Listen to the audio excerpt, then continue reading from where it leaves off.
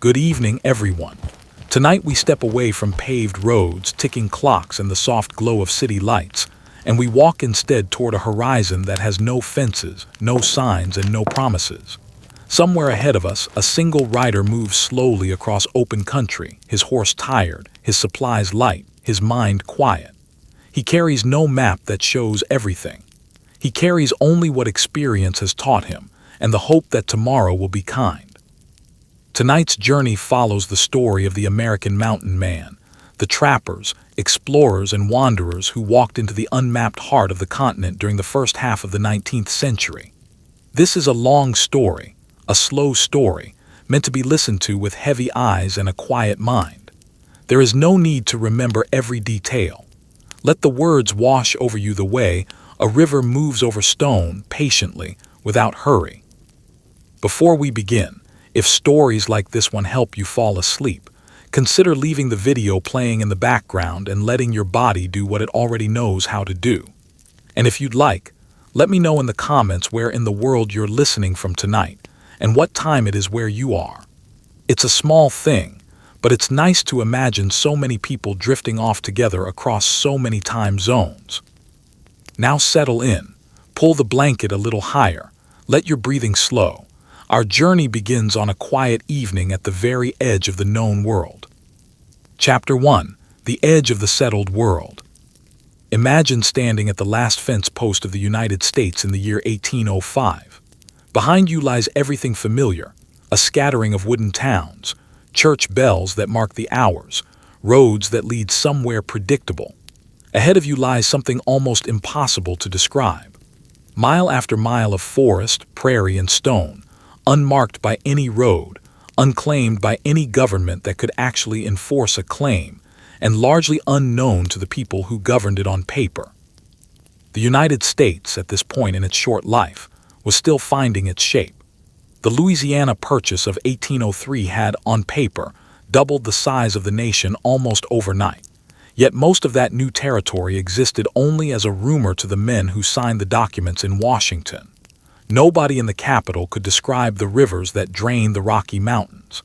Nobody could say with certainty how many mountain ranges lay between the Mississippi and the Pacific, or what lived among them. The paper said the land belonged to the United States. The land itself had not been told. Into this uncertainty walked a particular kind of man. He rarely came from wealth.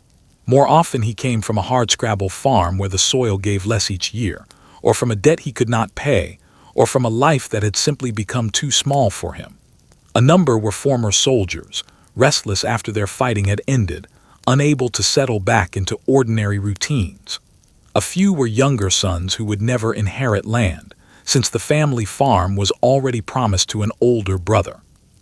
Whatever brought them, they arrived at the edge of the wilderness with strikingly similar belongings: a rifle, a knife, a small store of gunpowder, and very little else. It would be easy to imagine this decision as romantic, and in later years, popular writers certainly made it sound that way. But sit with the reality for a moment.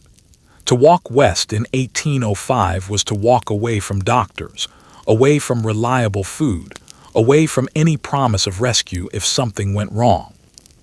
It was also to walk toward something enormous. Beaver-rich rivers that no one had yet trapped, mountain valleys that no American had yet crossed, and a kind of freedom that simply did not exist anywhere east of the Mississippi.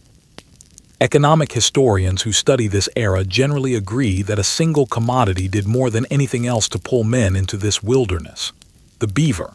Specifically, the soft undercoat of the beaver's fur, which could be processed into a dense, waterproof felt prized across Europe and the eastern United States for gentlemen's hats.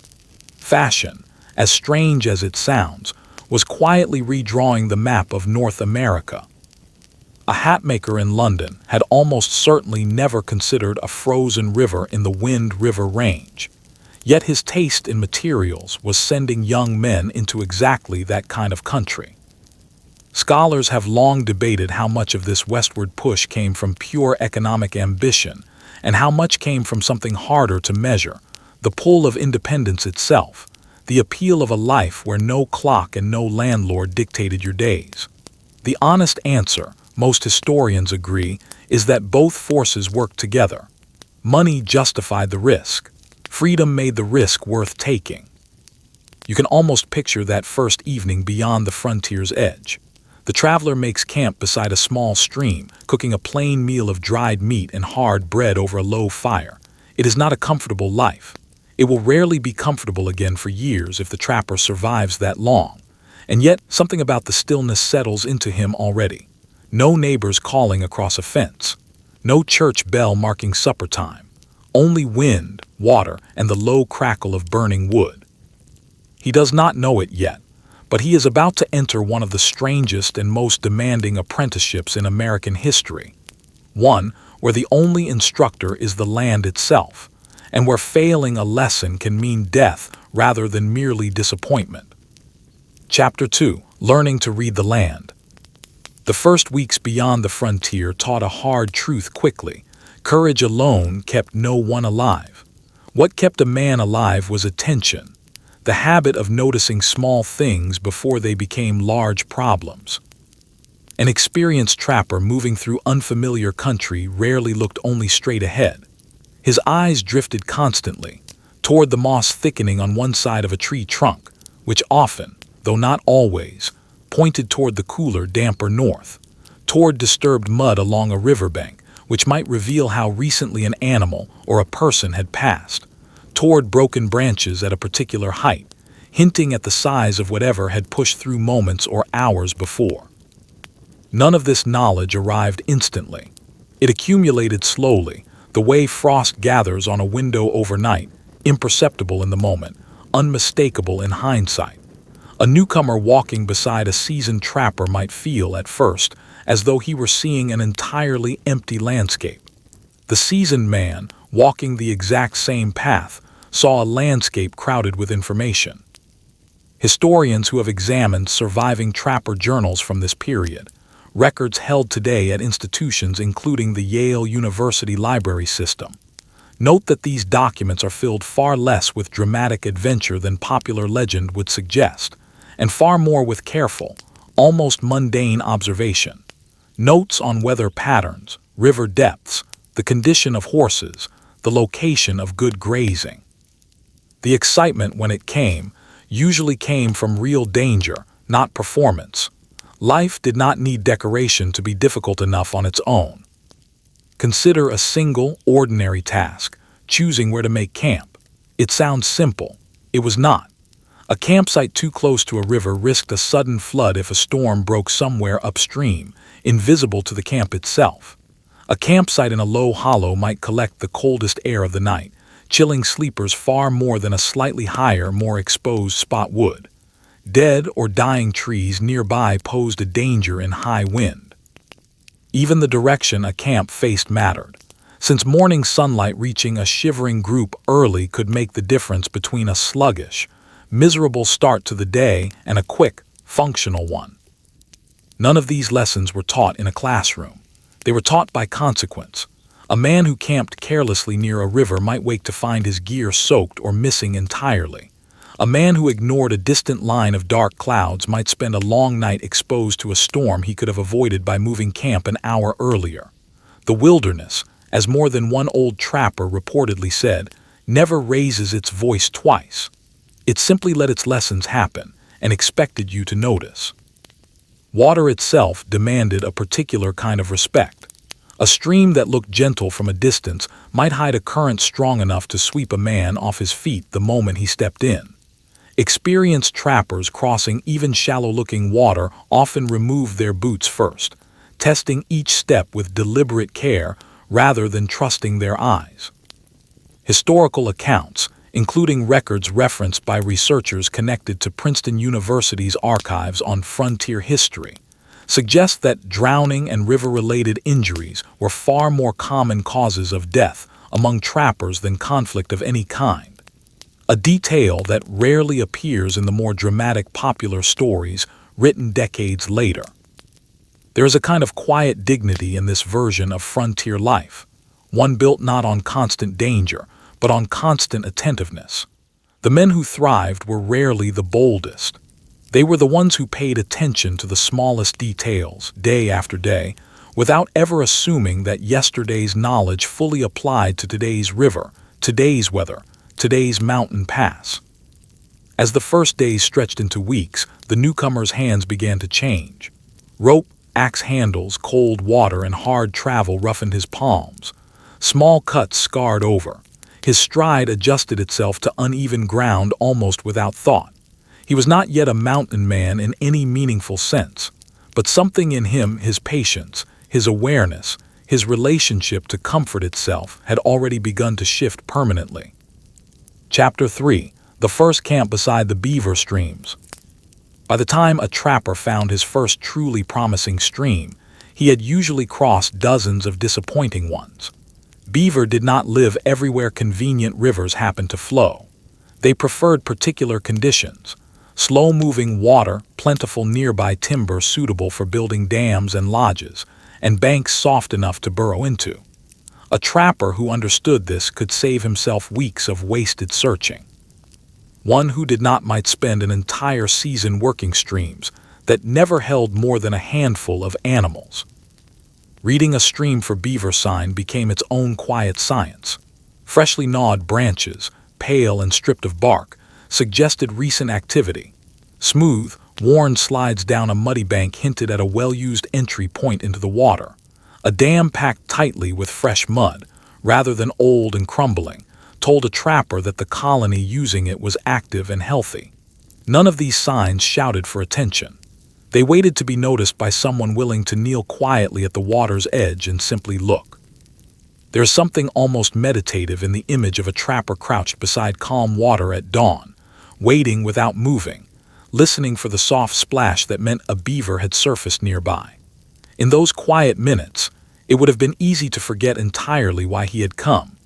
Easy to simply watch the animal go about its ordinary morning, unaware that its thick, waterproof coat had become one of the most valuable natural resources in the growing global economy. But sentiment rarely lasted long in a trapper's mind, not because these men lacked feeling, but because survival demanded a colder kind of arithmetic. Every beaver pelt represented food, ammunition, and trade goods for the coming months. A poor season could mean arriving at the next trading post with nothing to show for months of brutal effort, and nothing to buy the next season's supplies. Historians studying account books from major fur companies, including records referenced by economic historians at the University of Chicago, note that a single strong trapping season could set a man up comfortably for a year, while a weak one could leave him deeply in debt to the very company that had outfitted him.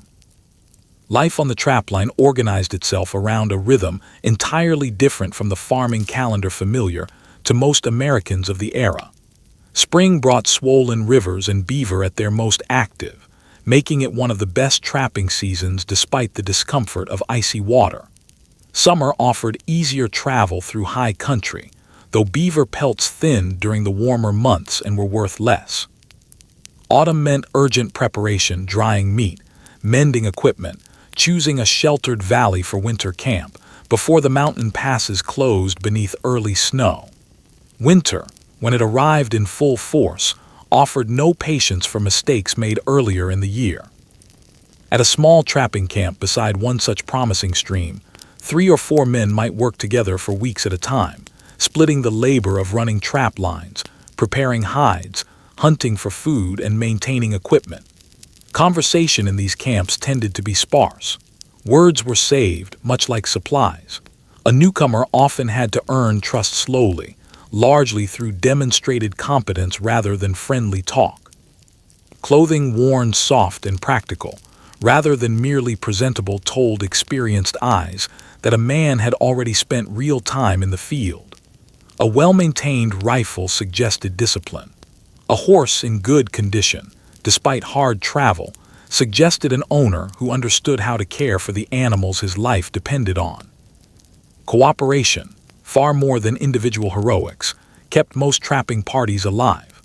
Historians associated with Stanford University's Frontier Studies programs have pointed out that many successful expeditions survived specifically because members pooled knowledge, shared labor, and looked out for one another, a detail that stands in some contrast to the lone wolf image later popularized in dime novels and Wild West mythology. Journals from the period, when they survive, describe teamwork and mutual reliance far more often than solitary heroics. As evening settled over such a camp, the mood would shift if only slightly. Pelts already prepared hung drying nearby, releasing the particular scent of wet fur mixed with wood smoke that every trapper eventually came to know intimately. Someone might sharpen a blade against a smooth river stone. Another might quietly repair a torn moccasin. The stew simmering over the fire, usually whatever the surrounding country had recently provided, supplemented by whatever dried supplies remained, was rarely more than functional. And yet, after a full day of cold water and careful labor, even a plain meal tasted remarkably satisfying. These men were not thinking in that moment about their place in history. Few of them expected to be remembered by name at all. They were thinking about tomorrow's traps, the condition of a particular horse, whether the weather would hold. And yet, almost without realizing it, they were quietly filling in the blank spaces on a map that would one day guide thousands of others across the same difficult country. Chapter 4: The River as Teacher. Before the days of railroads, before even the earliest stagecoach lines pushed across the plains, the rivers of the American West were the true highways of the frontier. No road crews cleared them. No signs marked their bends. And yet they carried more travelers, more trade goods, and more information than any road built in that era could have managed. Picture the Missouri River as it must have appeared to a trapper heading upstream for the first time, brown and wide, curling endlessly between banks lined with cottonwood trees whose leaves shimmered pale green in the early summer light. From a distance, it looked almost peaceful. Up close, it revealed itself as something far more demanding.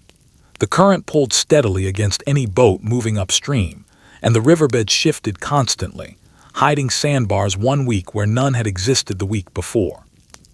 Moving a loaded boat against that current required a method that sounds almost unbelievable to modern ears. Men stepped into the cold, muddy water itself, leaning forward with ropes stretched tight across their shoulders, and simply walked the boat upstream, one exhausting step at a time. This work, sometimes called cordling, could advance a boat only a handful of miles in a full day of brutal labor. Mosquitoes gathered eagerly wherever the men slowed. Hidden rocks threatened turned ankles with every step. And still, thousands of men accepted this work willingly, season after season, because the river remained safer and more reliable than almost any overland alternative through country with no roads at all. An experienced boatman read the river the way a trapper read a forest trail. He noticed where floating debris tended to gather, since that often marked a slower current safer for travel. He watched for faint circular ripples that hinted at a whirlpool forming just beneath the surface. He learned that a wide, calm-looking channel sometimes hid dangerously shallow gravel, while a narrower, rougher-looking passage nearby might actually offer deeper, safer water. The obvious path was not always the wise one. That lesson, trappers often said, applied to far more than rivers. As smaller streams fed into larger ones, and larger ones into truly great rivers like the Missouri, the Yellowstone, and eventually the Snake, an entire invisible network took shape, one that connected isolated mountain valleys with distant trading posts hundreds of miles away. A man floating quietly downstream in autumn, his canoe loaded with a season's worth of pelts, was participating in a commercial system that stretched, in an unbroken chain, all the way to fashionable hat shops in Boston, Philadelphia, and even London.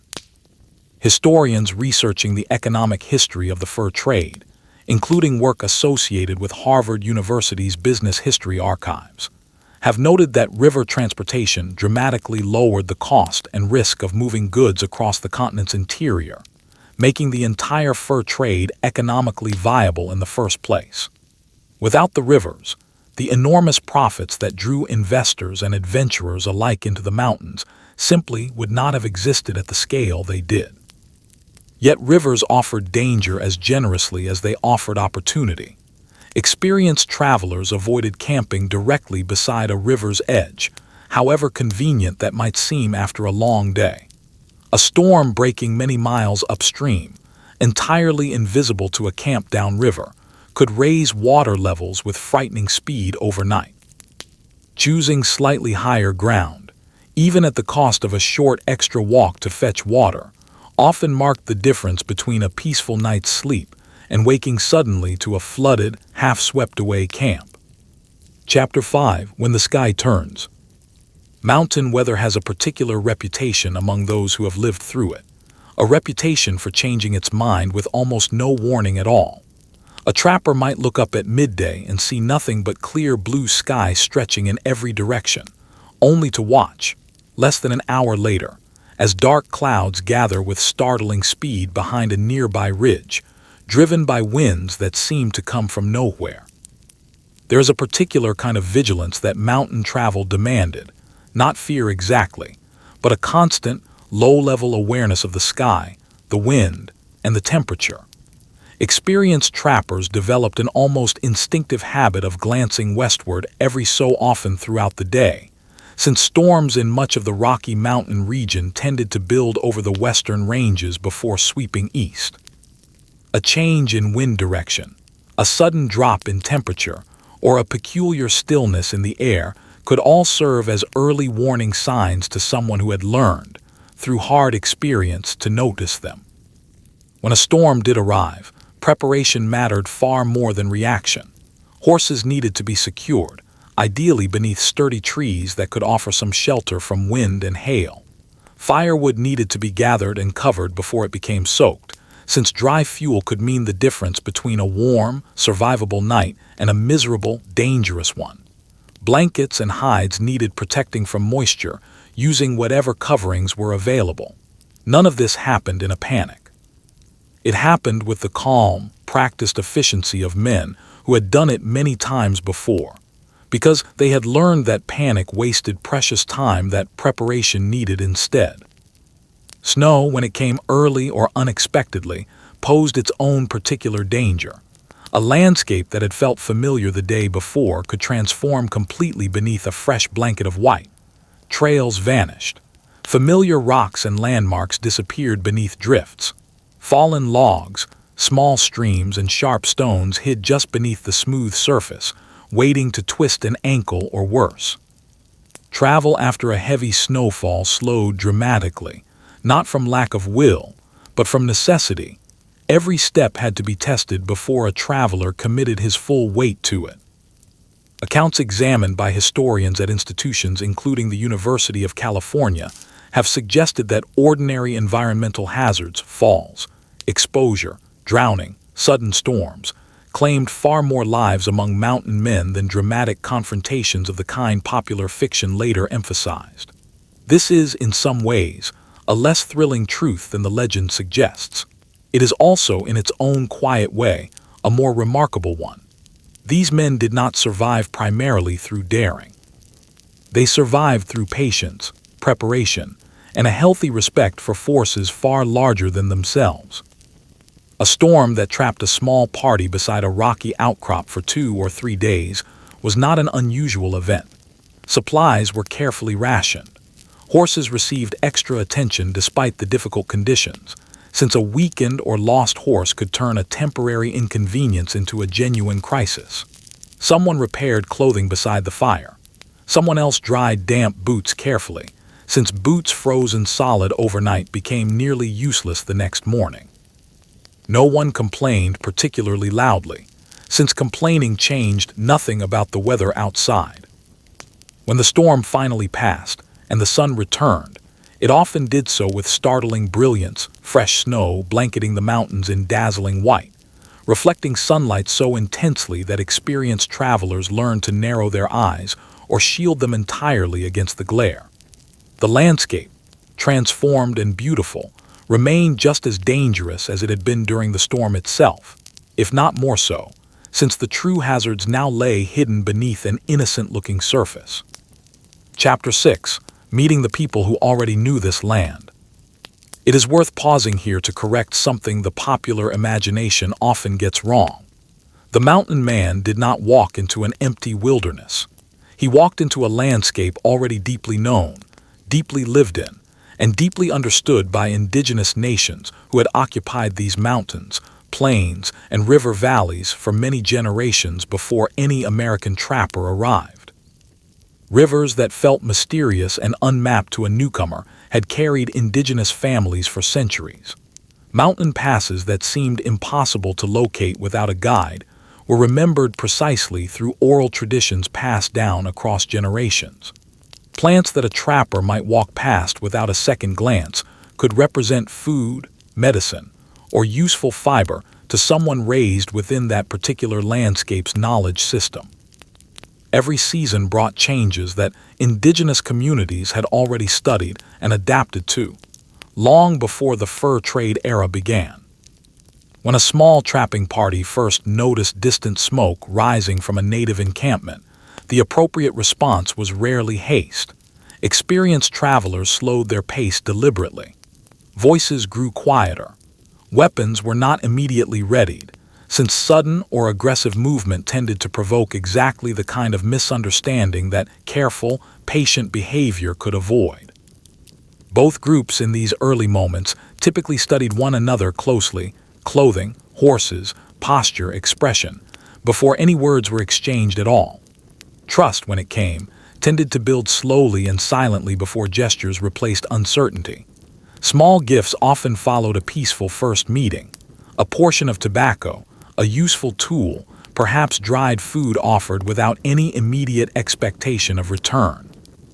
It would be a mistake to describe these relationships as uniformly friendly, or uniformly hostile, or uniform in any single way at all.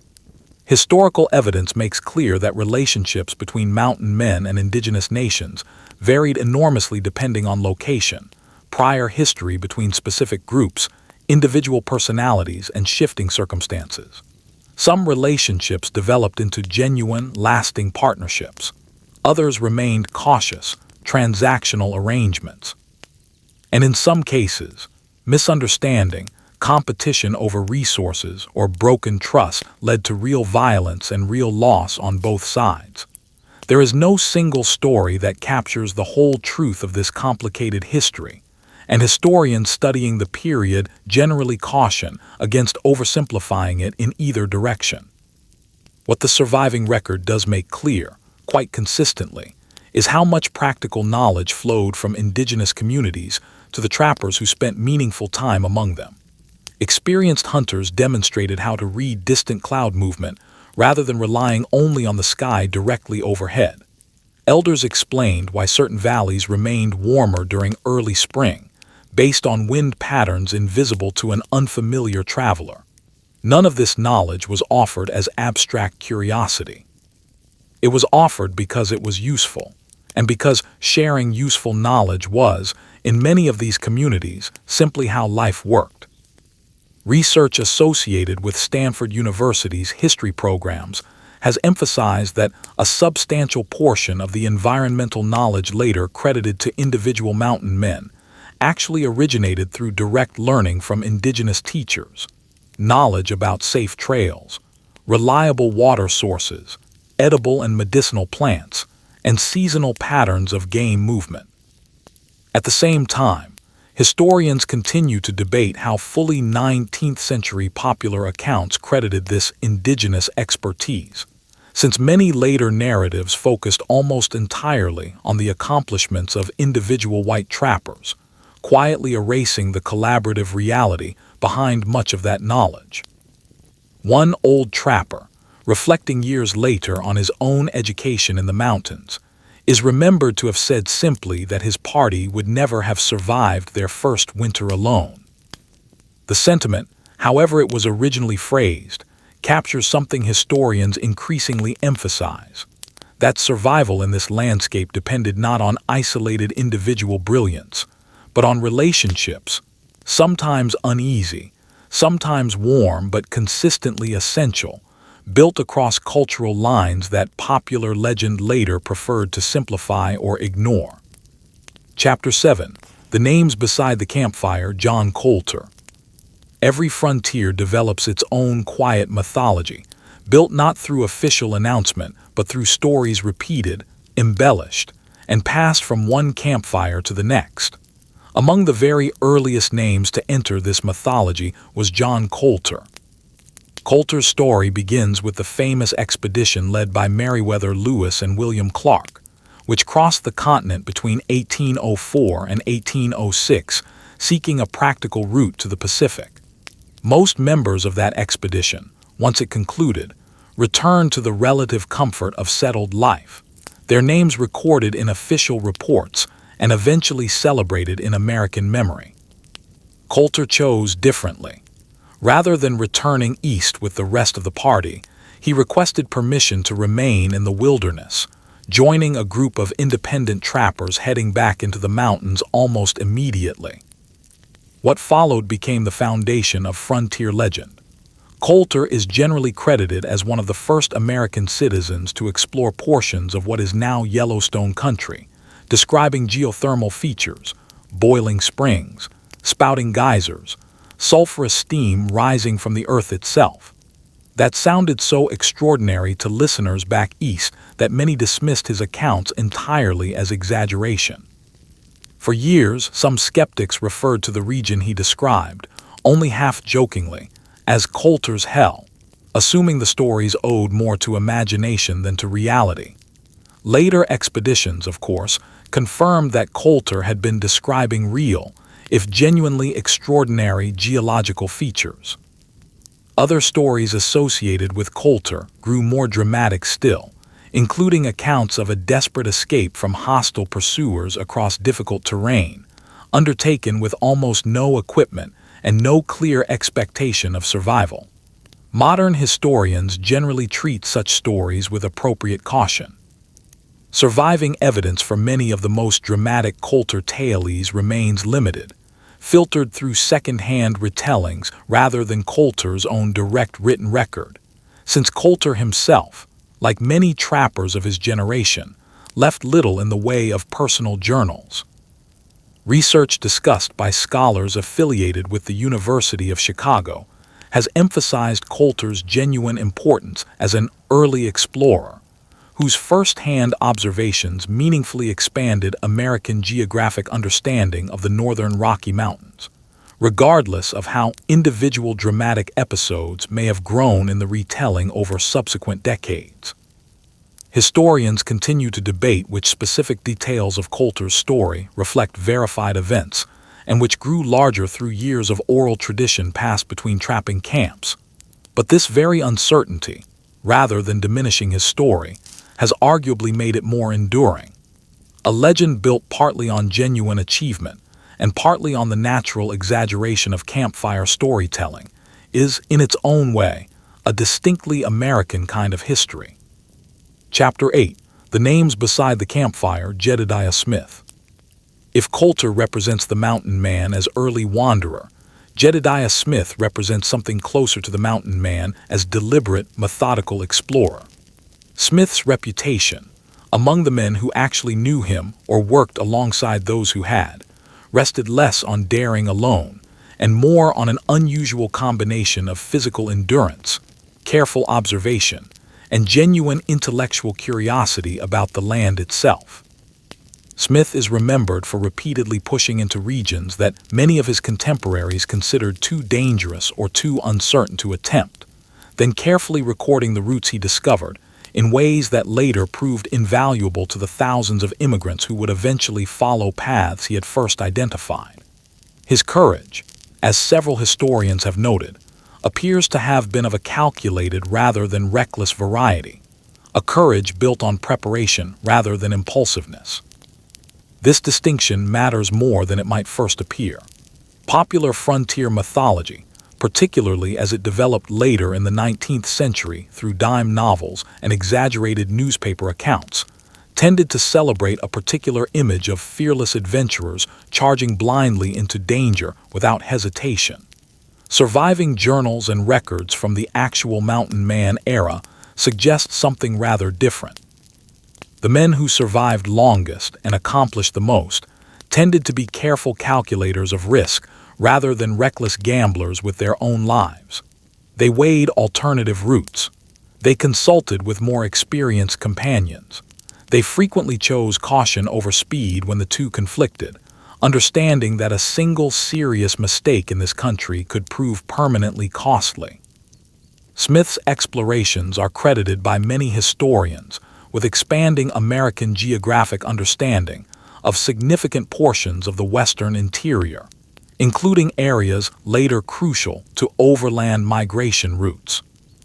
Research associated with Yale University's geography and history programs has highlighted how practical route information gathered by figures like Smith gradually made its way into broader use, informing not just individual trapping expeditions, but eventually the routes followed by government surveys and, later still, by immigrant wagon trains numbering in the thousands. None of Smith's accomplishments, it's worth remembering, happened in true isolation. Like nearly every successful mountain man of this era, his achievements depended on companions, on horses well cared for through difficult country, on lessons learned from indigenous guides and earlier trappers, and on a considerable amount of simple good fortune that separated those who survived to tell their stories from those whose names, for lack of a surviving witness, quietly disappeared from history altogether. Chapter 9. The Names Beside the Campfire. Jim Bridger. Of all the names that circulated through mountain camps during these decades, few earned quite the same mixture of respect and quiet amusement as Jim Bridger. Bridger arrived in the mountains as little more than a teenager and remained connected to the fur trade and the broader western frontier for the better part of his adult life, which gave him something few of his contemporaries ever achieved: genuine, decades-long familiarity with an enormous stretch of western geography. By most accounts, Bridger's memory for terrain bordered on the extraordinary. Rivers, mountain passes, hidden valleys, and reliable winter camps accumulated within his recollection the way a well-organized library accumulates books, each one filed precisely where it could be found again when needed. Older trappers, describing him to newcomers, often noted with something close to wonder that Bridger rarely needed a map at all. The land itself, after enough years of careful travel, had effectively become his map. This kind of knowledge proved immensely valuable as the frontier gradually shifted from a landscape, defined primarily by trapping, toward one increasingly defined by exploration, military interest, and eventually large-scale migration.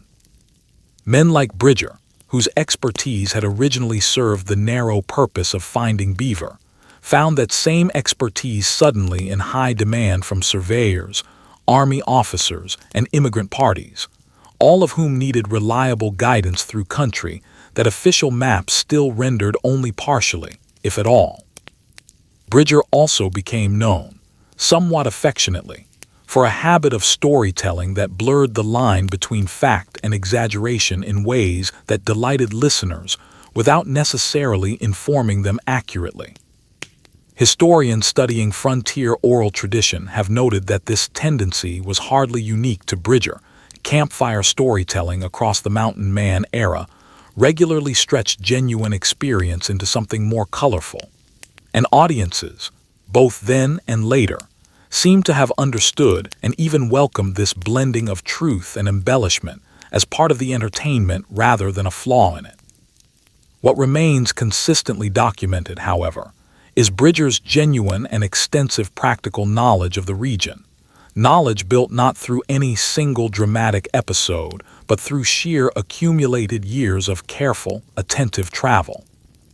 Research connected to Western history archives, including materials referenced by scholars at the University of Oxford's American History programs, has emphasized that figures like Bridger represented a kind of living infrastructure for the early West, walking repositories of practical geographic knowledge that no printed document of the era could fully replicate. Chapter 10. William Ashley and the Business That Changed Everything. Not every influential figure in this story spent his years trapping beaver in cold rivers. Some shaped the era just as profoundly from behind a ledger book, and among these, William Ashley stands out as one of the most consequential. Ashley entered the fur trade business during the early 1820s with an idea that, in hindsight, seems almost obvious, though it represented a genuine departure from earlier practice. Rather than relying primarily on established trading posts, where trappers and indigenous traders brought pelts to be exchanged for goods, Ashley proposed sending organized parties of trappers directly into the mountains for extended periods, supplying them there rather than waiting for them to return to a fixed post. This shift may sound like a minor logistical adjustment. In practice, it transformed the entire rhythm of the fur trade. Trapping parties could now remain in productive country for far longer stretches, covering greater distances and exploring more thoroughly than the older post-based system had ever allowed. The change also created a practical need for some means of resupplying these distant parties without requiring a lengthy return journey to a permanent post, a need that Ashley addressed through what would become one of the most distinctive institutions of the entire mountain man era, the annual rendezvous. The basic concept was straightforward, even if its execution required considerable logistical coordination. Rather than trappers traveling back to a fixed trading post, the trading post effectively traveled to them in the form of a large seasonal gathering held at a predetermined location, typically somewhere accessible along the upper reaches of the Green River or similar country. Trappers, traders, and eventually a wide variety of other travelers converged on this single location once a year, exchanging a full season's worth of pelts for supplies, socializing after months of relative isolation, and preparing for the trapping season ahead. Research discussed by economic historians affiliated with Harvard University's business history programs has emphasized that Ashley's rendezvous system meaningfully reshaped the economics of the Rocky Mountain fur trade throughout the 1820s, encouraging greater mobility among trapping parties and enabling deeper, more sustained exploration of the mountain interior than the earlier system had supported.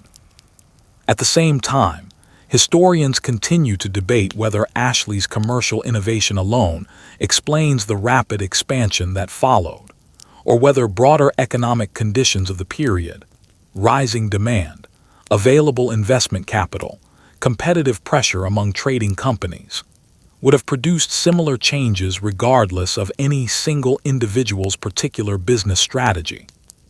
Innovation, as is often the case in economic history, rarely happens in a vacuum.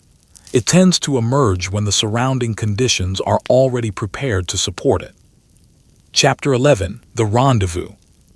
Of everything the mountain man era produced, few institutions capture the imagination quite like the rendezvous itself. For most of the year, a trapper's life involved long stretches of genuine isolation, sometimes encountering only a handful of other people across many months of travel through remote country. The rendezvous inverted that reality completely, if only for a short, intense period each summer. Picture the approach to such a gathering.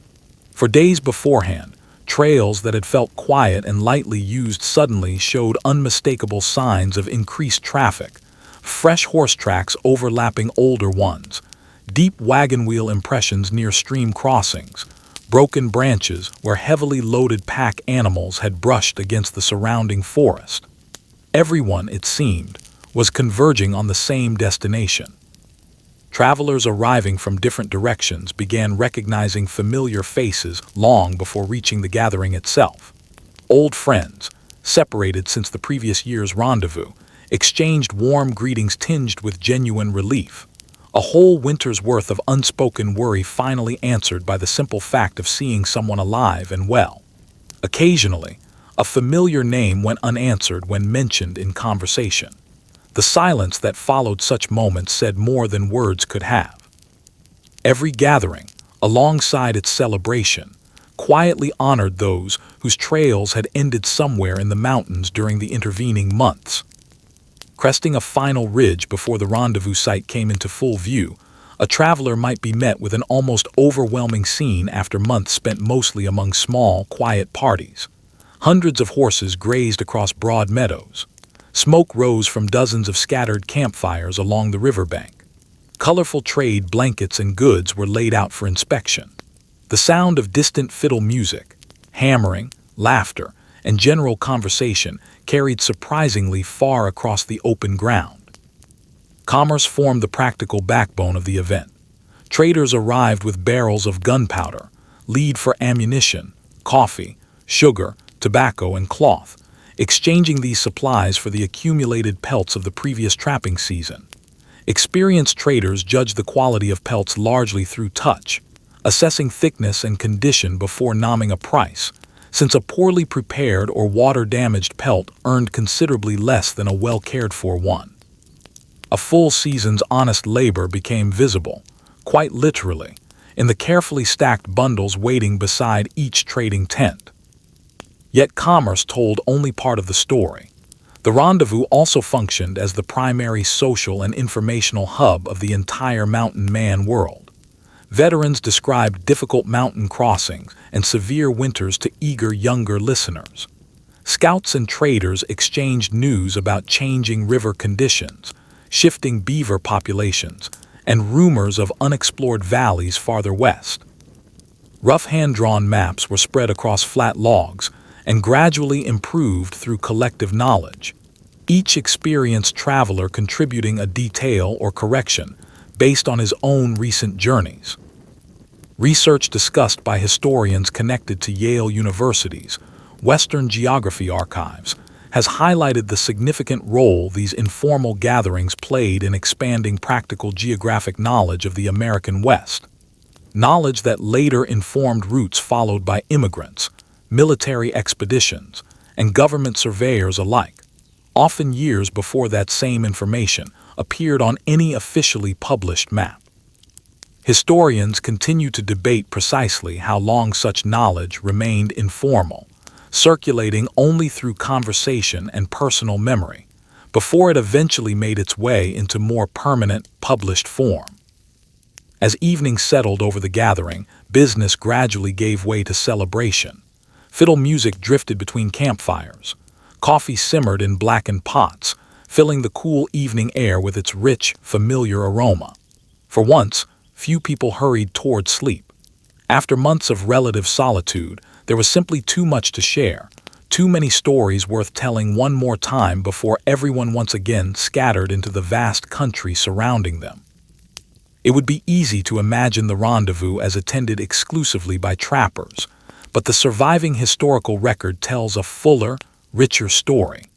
Families were present in considerable numbers, children chasing one another across open meadows, mothers preparing meals beside shared fires, older relatives repairing clothing or tending horses nearby.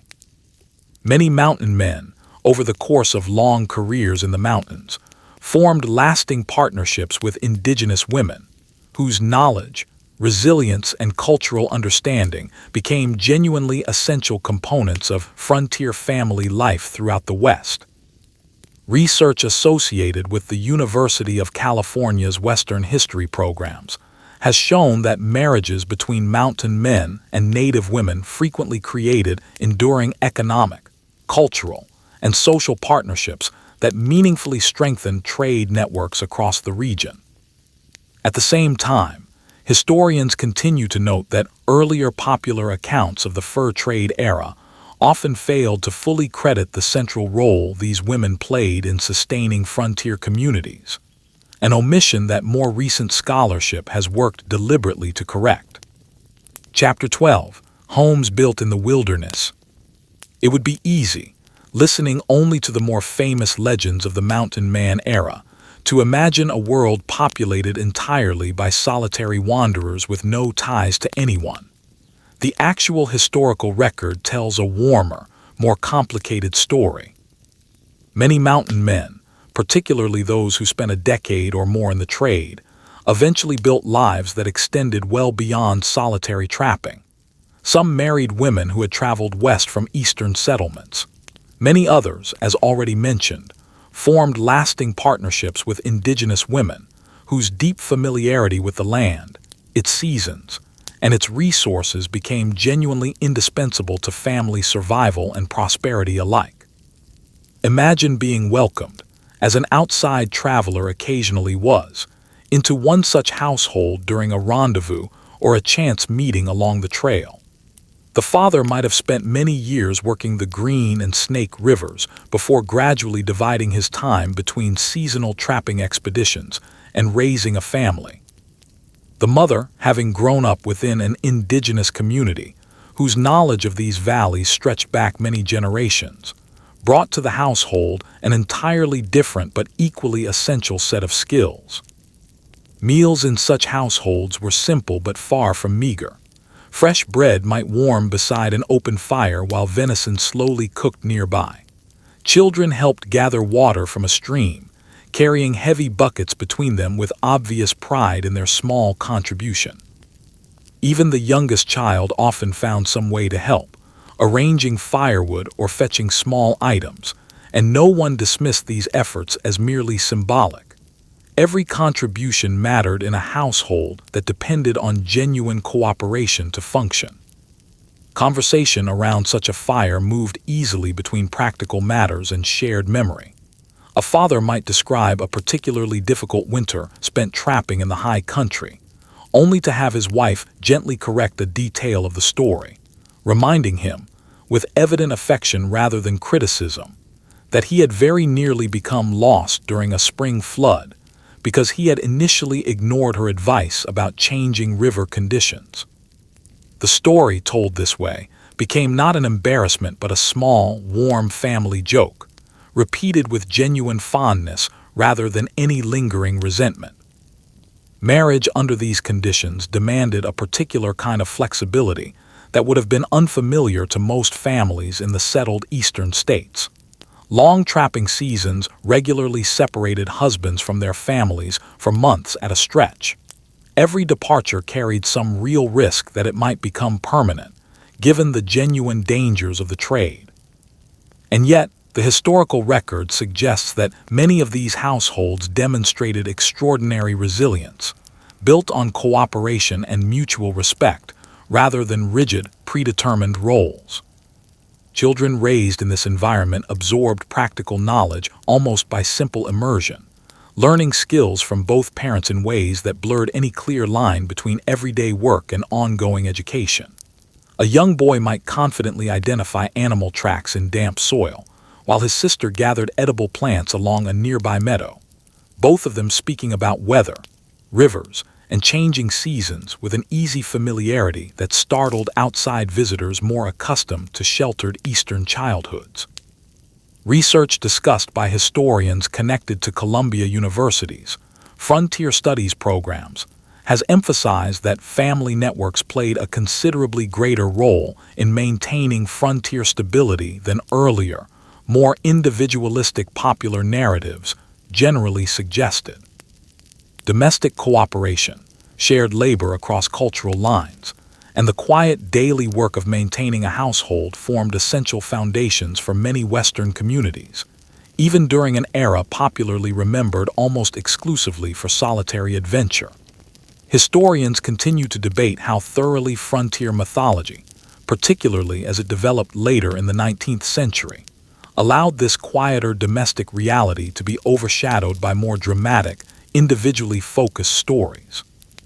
Stories told beside a family campfire, passed from grandparents to grandchildren, carried practical value well beyond simple entertainment. Hidden inside a humorous memory about an inexperienced trapper's early mistakes often lay genuine, useful advice about weather, travel, or basic survival.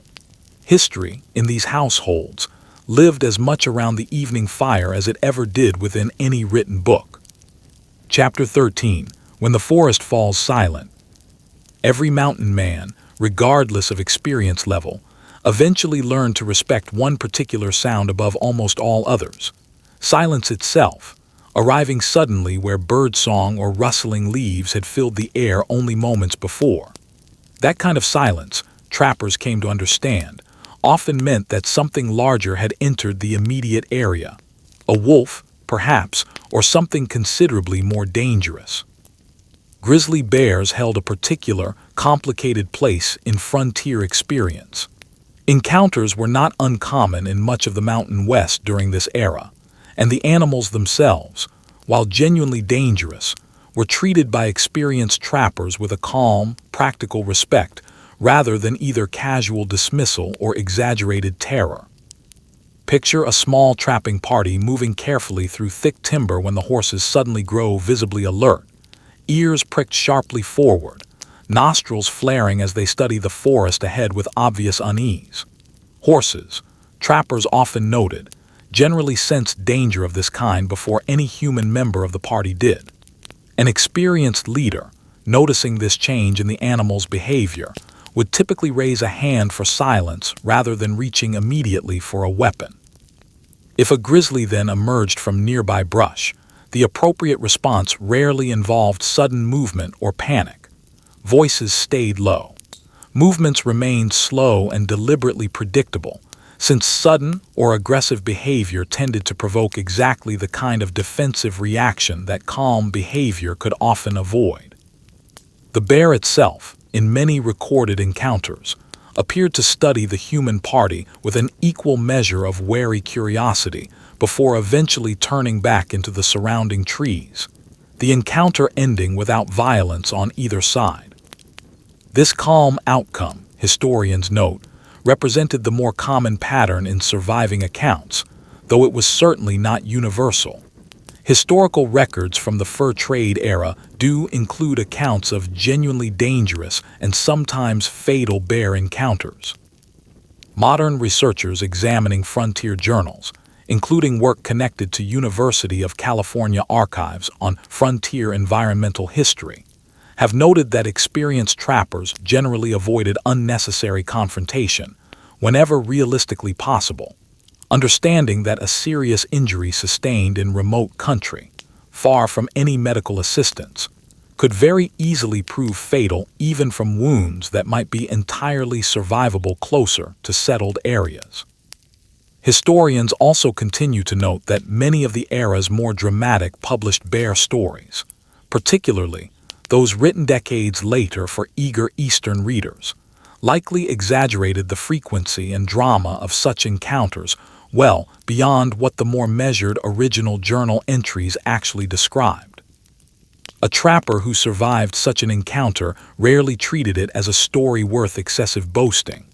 More often, the lesson absorbed was simple and practical. The best confrontation is the one that never truly begins in the first place. Calm, careful observation, more often than raw courage, determined whether an encounter with dangerous wildlife ended peacefully or tragically. Chapter 14: The Business Behind the Wilderness. It would be a mistake to imagine the fur trade as simply a loose collection of independent trappers working entirely on their own initiative. Behind every trapper working, a remote mountain stream stood a considerably larger and more organized commercial structure. One involving investors, merchants, transportation networks, and careful financial planning that stretched across enormous distances and ultimately across an ocean. Consider the practical reality facing a trading company operating in this era. Every expedition into the mountains required substantial upfront investment. Gunpowder, lead, blankets, tools, coffee, salt, and cloth, all needed to reach distant trapping camps well before winter closed the mountain passes. A delayed shipment could affect the entire season's productivity for dozens of trappers depending on those supplies. The mountains, as more than one frontier merchant reportedly observed, rarely forgave poor timing. Successful trading required far more than simply locating beaverage streams. It required dependable transportation networks, trustworthy business partners, reasonably accurate information about changing conditions, healthy pack animals, and sufficient financial reserves to weather occasional poor seasons when weather or shifting animal populations reduced overall trapping success. Many of the era's most celebrated mountain men, whether they thought of themselves this way or not, were functioning as genuine businessmen, carefully managing risk across an unpredictable and often unforgiving commercial landscape. The preparation of pelts themselves demanded real skill and consistency. A poorly prepared or water-damaged pelt earned significantly less at trade, sometimes becoming nearly worthless after a long journey to market. Quality mattered every single time, with no allowance for shortcuts. At larger trading camps, experienced merchants inspected each bundle of pelts personally, running their hands carefully across the fur to judge thickness, softness, and overall condition before nomming a price. Younger, less experienced trappers occasionally learned this lesson the hard way, discovering that moisture damage sustained during transport had reduced the value of pelts they had worked hard all season to obtain. Beyond the trapping camps themselves, an entire supporting infrastructure kept the trade functioning. Blacksmiths repaired damaged traps, axes, and horseshoes at trading posts and rendezvous sites alike. Teamsters inspected wagon wheels, greased axles, and carefully balanced heavy loads before long eastward journeys, knowing that a single broken axle hundreds of miles from the nearest settlement could delay valuable cargo for weeks and jeopardize an entire season's profit. Research associated with the University of Chicago's economic history programs has highlighted the genuinely impressive logistical complexity involved in coordinating transportation, seasonal timing, supply distribution, and financial investment across such immense distances, particularly in an era well before railroads had begun transforming American commerce more broadly. Historians continue to debate which specific business innovations contributed most significantly to sustaining profitability under such genuinely challenging conditions, though most agree that no single factor alone explains the trade's remarkable, if ultimately temporary, success. Information itself functioned as a form of currency almost as valuable as the pelts being traded. Merchants meeting at trading camps exchanged news about weather conditions, river levels, shifting beaver populations, and rumors concerning distant, unexplored trapping grounds. Understanding that reliable information could prove just as valuable to future profits as any single season's physical inventory of furs. Occasionally, discussion turned toward subtler signals, shifting fashion preferences reported from merchants freshly arrived from eastern cities, hinting at changes in demand that might eventually ripple all the way back into these remote mountain valleys, though no one present could yet know just how significant those distant fashion trends would eventually prove to be. Chapter 15. Standing on the Edge of the Unknown. The great era of the American mountain man was never defined by trapping alone. It was, in equal measure, an age of genuine exploration, a period in which curiosity and commercial necessity worked hand in hand, pushing experienced travelers steadily beyond the boundaries of country they already knew well. Picture a small party climbing steadily through a narrow mountain pass, loose stones shifting underfoot with every step, the air growing noticeably thinner as elevation increases. Horses instinctively slow their pace, conserving energy without any command from their riders, since the mountains themselves ultimately set the pace of travel regardless of anyone's preference or schedule. Reaching the crest of such a pass often delivered a view that no amount of prior description could fully prepare a traveler for. An enormous basin might stretch out below, filled with forests, meadows, and winding rivers disappearing toward a horizon layered with mountain range after mountain range, each fatting gradually into pale blue silhouette until they merged almost completely with the sky itself. No map carried by the traveler could have anticipated the full scale of what lay before him. Few maps of the era could. A folded, hand-drawn map, gathered piece by piece from earlier travelers' accounts, might show a scattering of known rivers, a handful of established campsites, and a few recognized mountain passes. Comparing this rough sketch against the actual landscape stretching out below inevitably revealed enormous blank spaces, areas that remained, quite literally, undocumented in any form accessible to people living in the eastern cities of the United States. Entire valleys awaited careful description. Rivers twisted through country never accurately measured by any surveyor. Mountain passes hid that would, within a generation, guide thousands of immigrant families westward, though at this particular moment they guided only a handful of trappers willing to risk the uncertainty of unmapped country.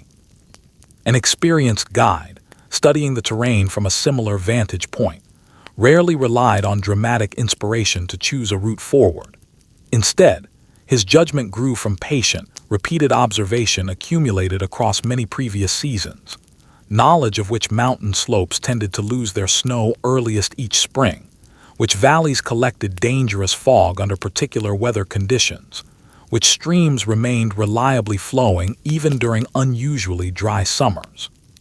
Small, unglamorous observations, repeated and refined year after year, ultimately made possible the kind of confident route finding that later travelers would depend on for their very survival. Descending into genuinely unfamiliar country demanded close attention at every step. Fallen trees forced unexpected detours. Hidden marshes complicated travel in ways no map, however detailed, could have fully anticipated. Streams that appeared insignificant on paper sometimes became surprisingly difficult obstacles after recent rainfall. The land, as experienced travelers frequently reminded newcomers, always retained the final word over any plan made in advance. Occasionally, a party discovered evidence that others had passed through this supposedly unexplored country before them. An old fire ring resting beneath weathered pines, faint axe marks nearly hidden beneath years of new growth on a tree trunk. Such discoveries carried a strangely comforting quality. Exploring genuinely unfamiliar territory, a traveler might nonetheless realize he was not entirely alone in history. Others had paused beneath these same trees, watched similar sunsets, listened to the same evening wind moving through identical branches, long before his own arrival.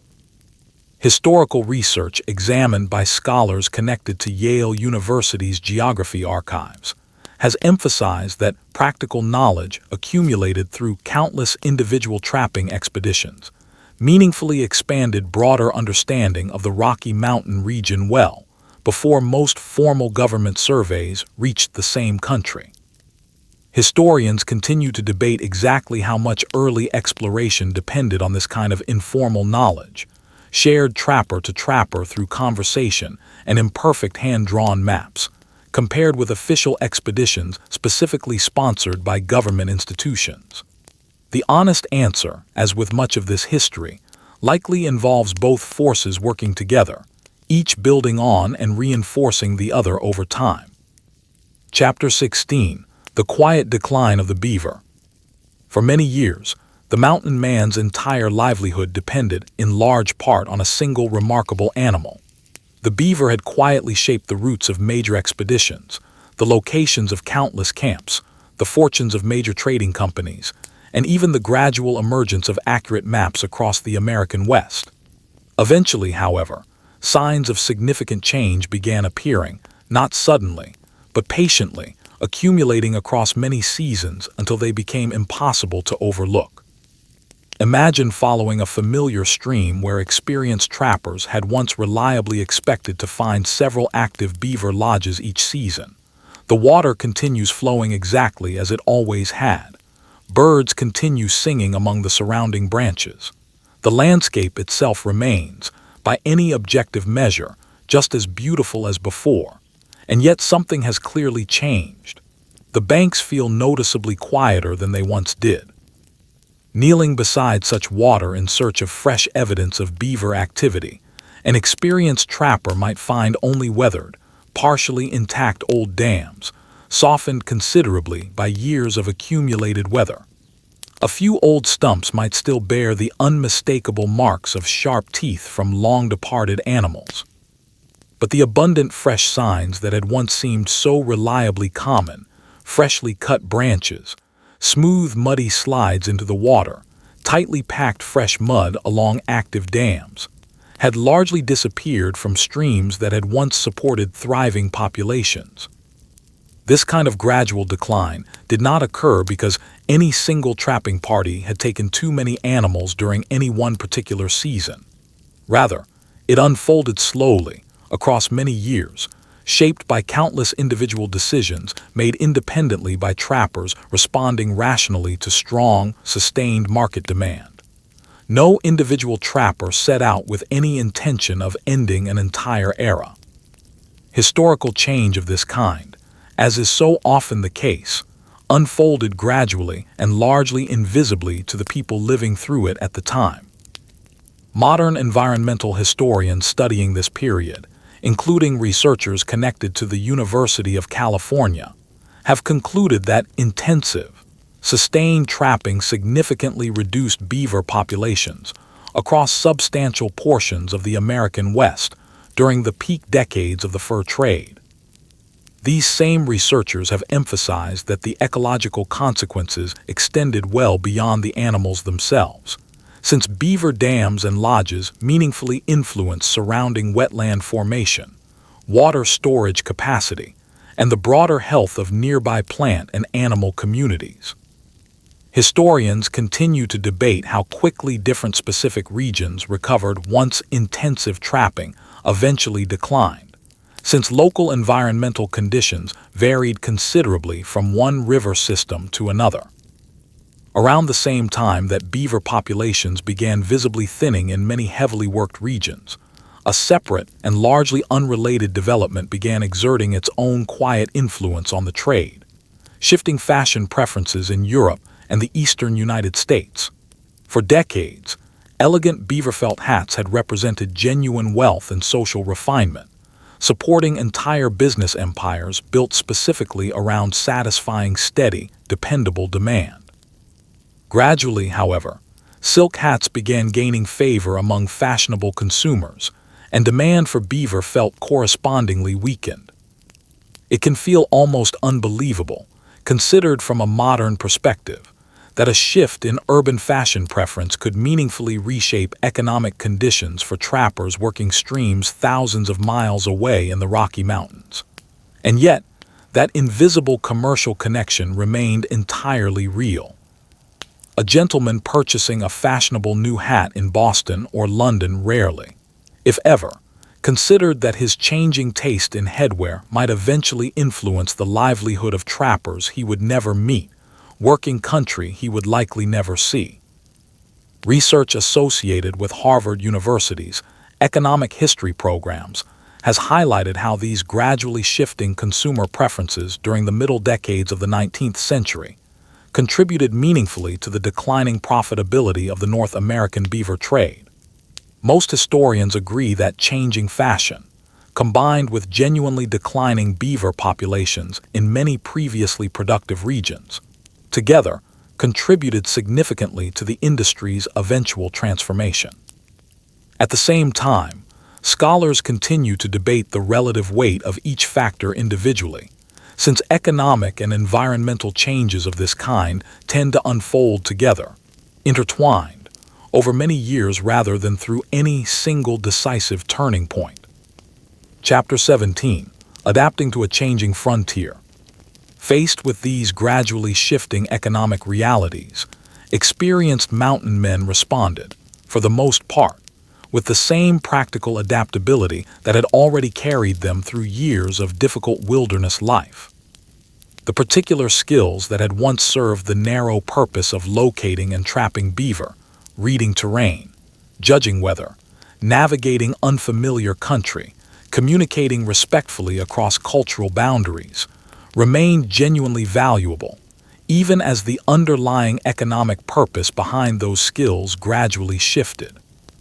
Some experienced trappers began spending increasing amounts of time guiding surveyors and government expeditions through country they already knew intimately. Others turned their attention toward assisting the growing number of immigrant wagon trains beginning to cross the same trails that trapping expeditions had originally established. A number established trading posts near growing frontier settlements, applying their commercial experience to a steadier, if less adventurous, kind of business. The wilderness, in teaching these men flexibility across so many previous years, had inadvertently prepared them well for exactly this kind of transition. Consider a younger trapper, sitting beside an evening campfire, finally voicing a question that many in his position had likely been quietly considering for some time. What comes next, once the beaver trade itself has clearly begun its decline? An older, more experienced companion might respond with characteristic understatement, something to the effect that a person simply learned something new. The response, however modest in its phrasing, reflected a genuinely hopeful reality.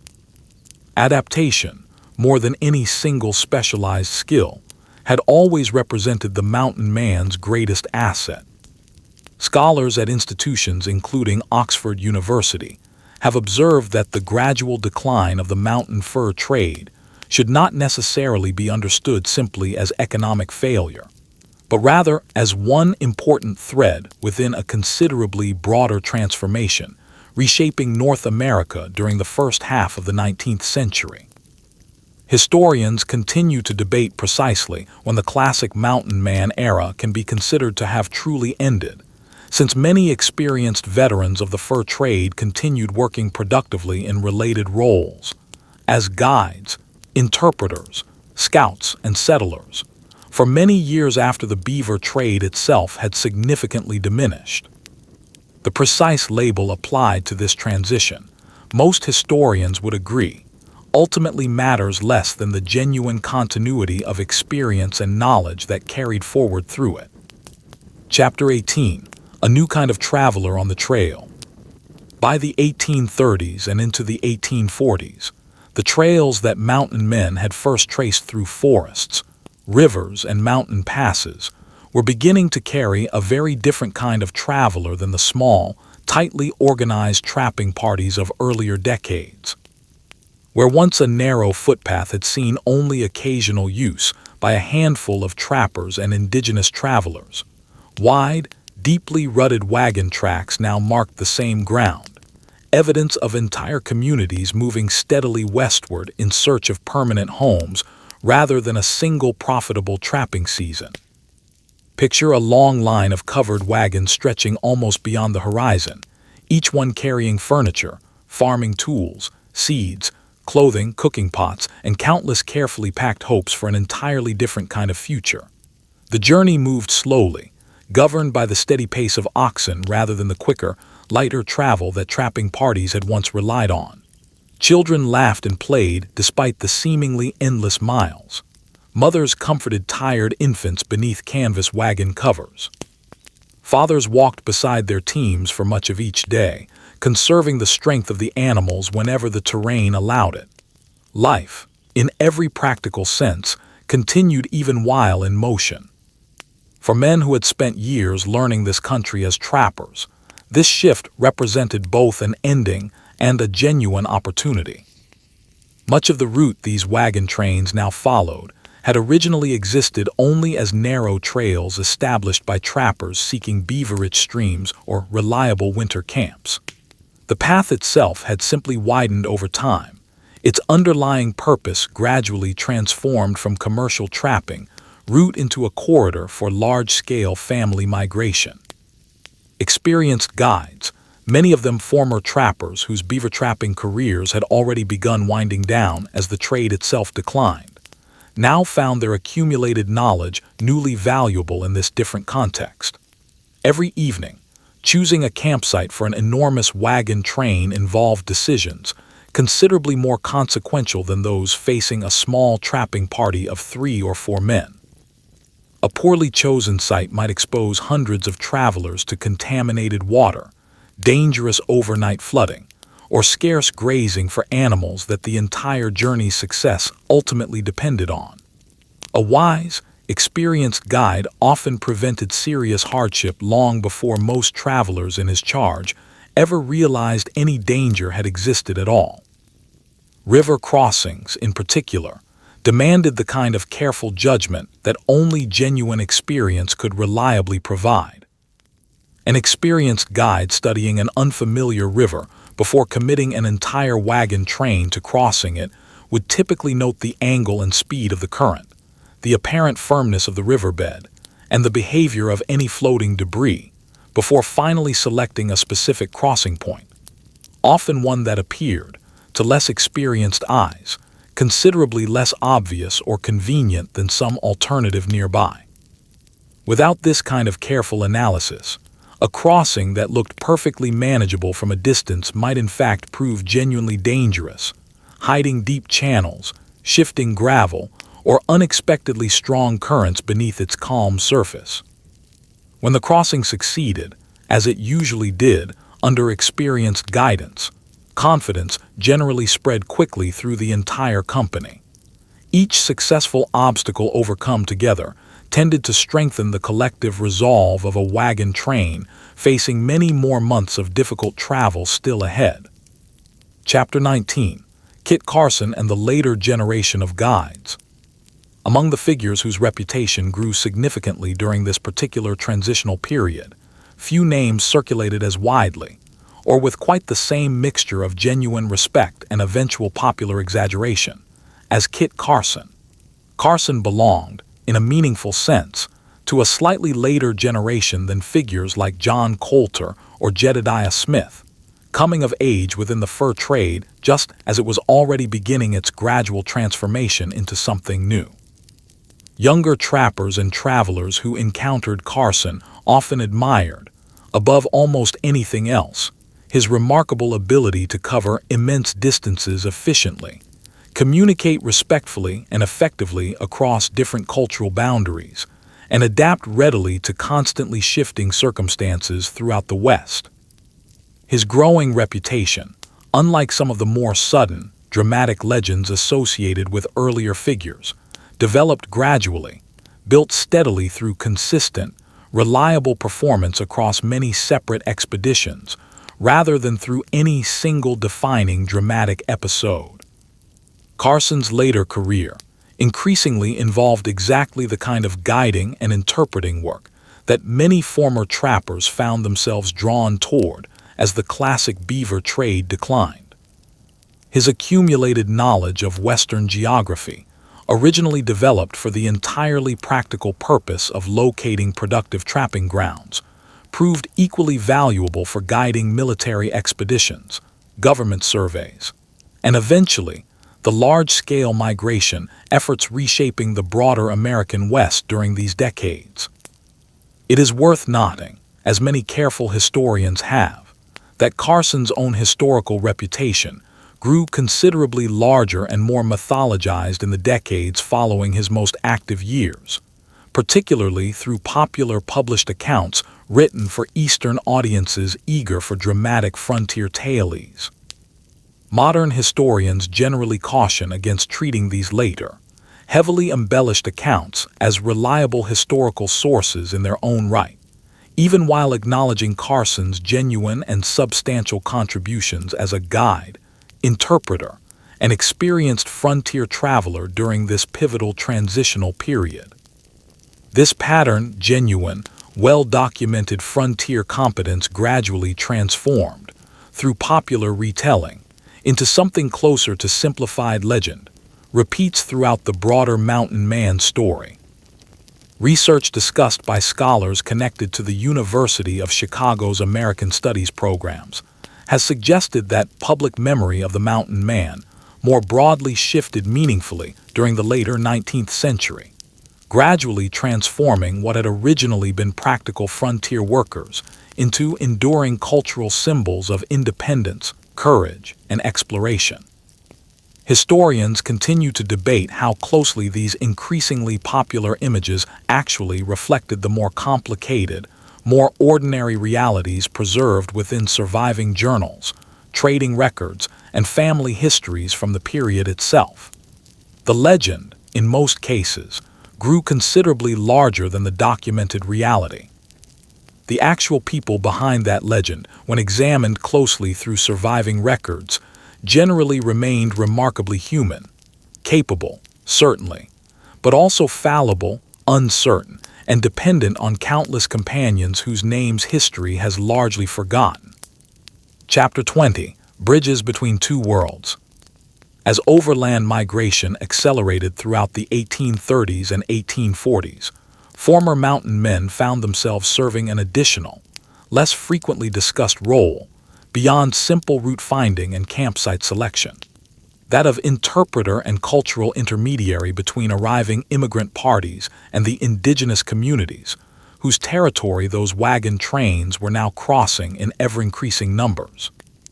Consider an experienced former trapper working in this interpreting capacity, helping negotiate safe passage or exchange practical information about current trail conditions between immigrant leaders and representatives of a nearby indigenous community. Effective work of this kind demanded far more than simple linguistic translation. It required years of accumulated cultural understanding, patient relationship building, and a genuine, practiced ability to communicate respectfully across significant cultural differences. Skills that had typically developed gradually over many years spent living and working alongside indigenous communities during the earlier trapping era.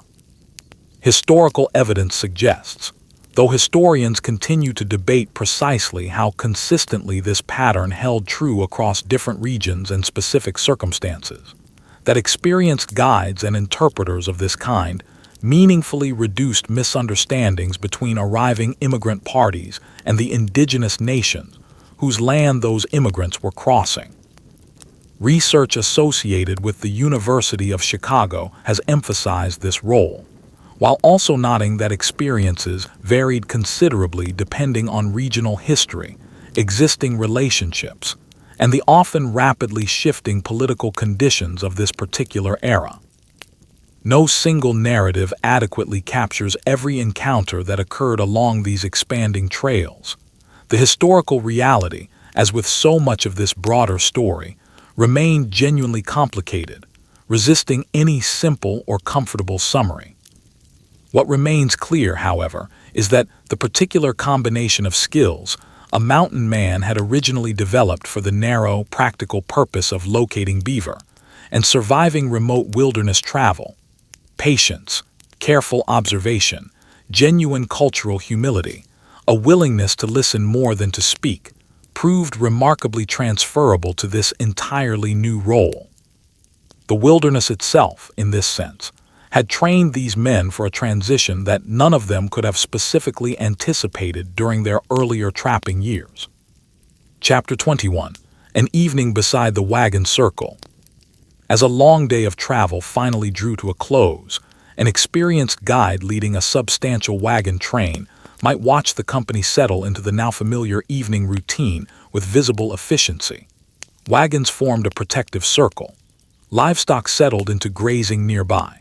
Children gathered fallen branches for the evening fires.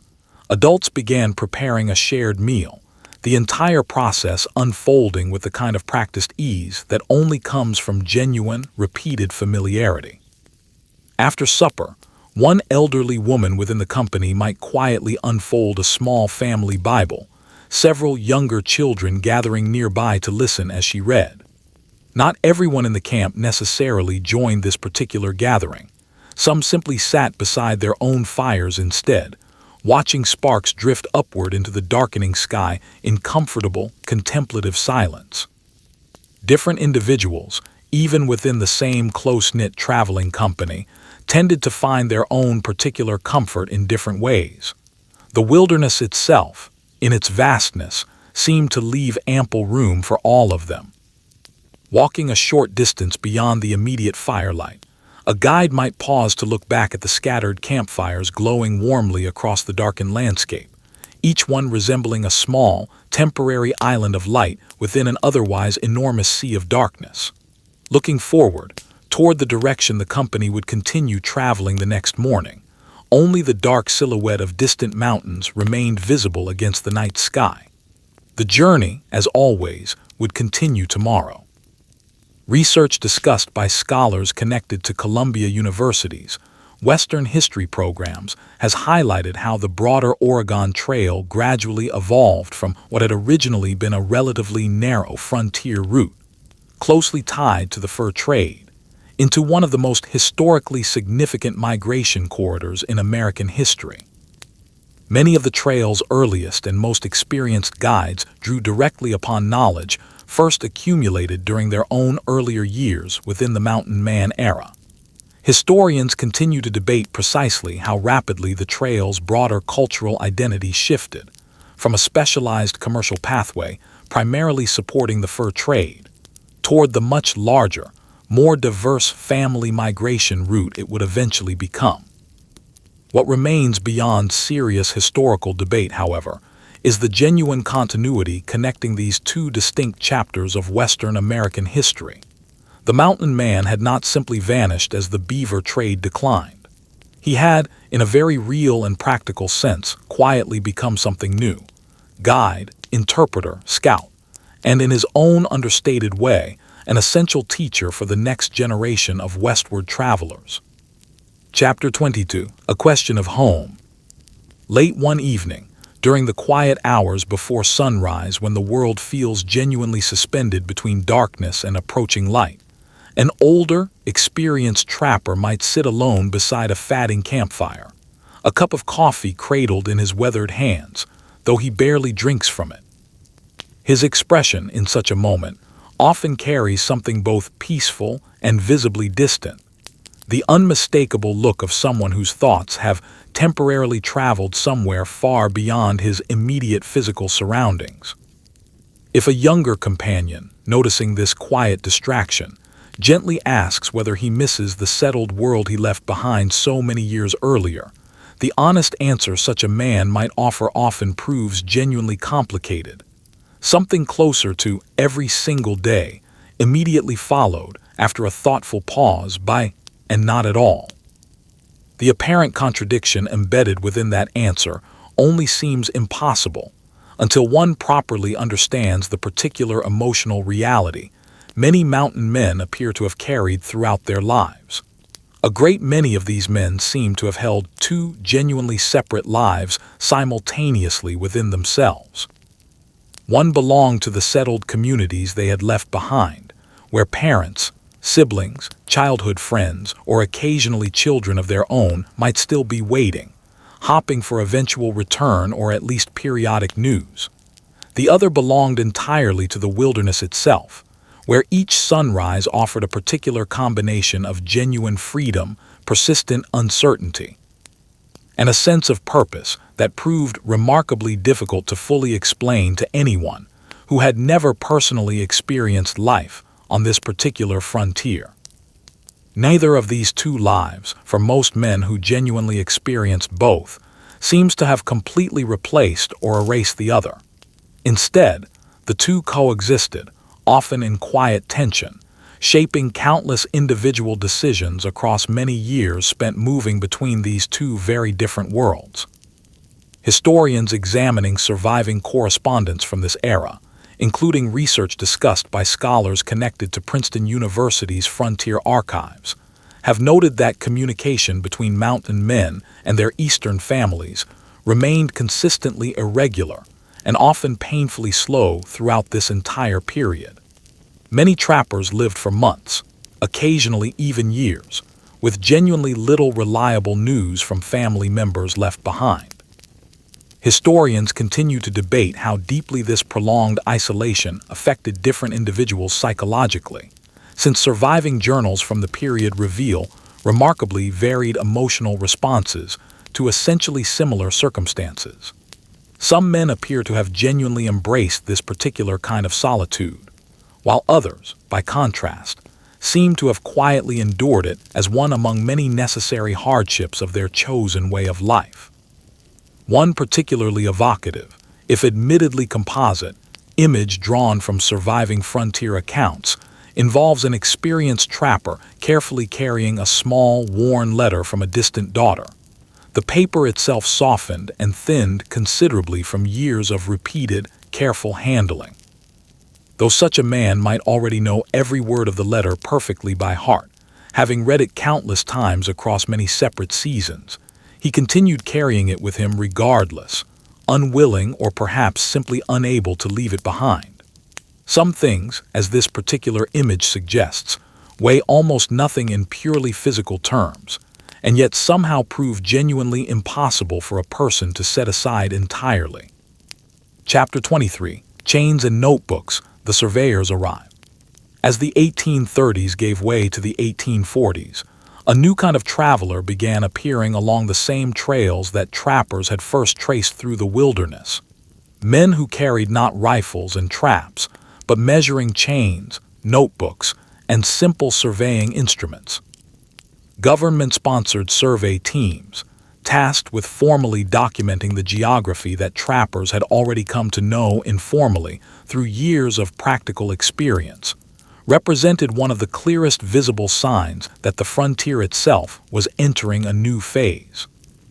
Picture a small survey team working methodically beside a familiar river crossing, carefully measuring distances with simple chains, one member periodically pausing to sketch the surrounding terrain into a notebook already filled with similar careful drawings of rivers, ridges, and established campsites. Their pace, compared to the quicker, more instinctive travel of an experienced trapper, often seemed almost painstakingly slow. Yet their purpose carried genuine long-term significance. Accurate maps, one surveyor might explain if asked, would eventually help future travelers avoid dangerous crossings and unnecessary hardship. A goal that sounded practical, even modest, and yet quietly represented a profound shift in how this landscape would be understood and navigated going forward. An experienced trapper encountering such a survey team for the first time might feel a peculiar, difficult-to-articulate mixture of emotions. Every careful line these surveyors added to their evolving maps represented a place once known only through personal memory, informal conversation, and imperfect hand-drawn sketches passed between trappers, now gradually becoming a fixed, permanent feature on an official document. Unknown country, quite literally, was becoming familiar territory through this process. Discovery, in a sense, was being formally converted into documentation. And documentation, as many experienced frontier travelers seemed to intuitively understand even without articulating it explicitly, tended to encourage further settlement in ways that pure exploration alone never had. Modern historians studying this transitional period generally agree that government survey efforts played an increasingly important role in expanding formal, documented knowledge of the American West throughout the early 19th century. Research discussed by scholars connected to Stanford University's geography and history archives has shown that official mapping efforts frequently built directly upon information originally gathered by indigenous communities, independent explorers, traders, and mountain men working many years earlier. Historians continue to debate the precise degree to which these later, more formal surveys depended on this earlier, informally accumulated frontier knowledge, though most agree the connection was substantial and often significantly under-acknowledged in official government records of the period. Chapter 24, Cabins Where Camps Once Stood. Traveling through country that had once felt remote and essentially unclaimed, an experienced trapper making this same journey a decade or more after his first arrival would inevitably notice unmistakable signs of gradual, steady change. A former trapping camp, once occupied only briefly and seasonally, might now support a small, permanent settlement. A narrow footpath, originally established simply to reach a particular beaverage stream, might now have widened into a genuinely dependable wagon road capable of supporting regular commercial and family traffic.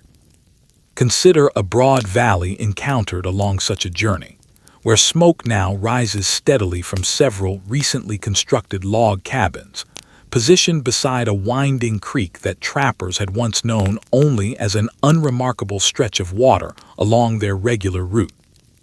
These simple wooden structures, however modest individually, represented something considerably larger in their cumulative significance, each cabin marking a family's deliberate choice of permanence over the seasonal movement that had defined frontier life for the preceding several decades. Gardens would soon appear beside these homes. Fences would gradually begin dividing what had previously been entirely open meadows. Schools, churches, Small mills and improved roads might reasonably be expected to follow within another generation or two. The frontier itself was slowly, steadily transforming into something closer to an ordinary neighborhood, one careful, incremental step at a time. An older farmer encountered along such a route, pausing briefly from routine fence repair to exchange friendly greetings with passing travelers, might mention almost in passing that the trail running directly beside his own property had originally been established by an early mountain guide. Many years before his own family had ever arrived to settle permanently in the region. His family, he might add, still relied on that same original route every single season for their own practical purposes. The underlying path itself had survived remarkably intact, even though the name of whoever had first identified and established it had long since faded from any local memory beyond this single passing mention. This particular observation, small and easily overlooked as it might initially seem, tends to linger meaningfully in the mind. How many ordinary, unremarkable pieces of daily frontier life, a dependable bridge, a genuinely safe river crossing, a reliable mountain pass, a hidden spring tucked beneath a stand of cottonwood trees, originally began with the careful, largely unrecorded observation of some particular individual whose personal story has since faded almost entirely into obscurity. These quiet, largely anonymous contributions rarely achieve any lasting individual fame or recognition. Their genuine practical importance to the broader development of the American West, however, remained considerable, whether adequately recognized or not. Research associated with Harvard University's Transportation History Archives has highlighted how much of the developing infrastructure across the expanding American West frequently followed routes first identified through exploration, originally connected to the earlier fur trade era.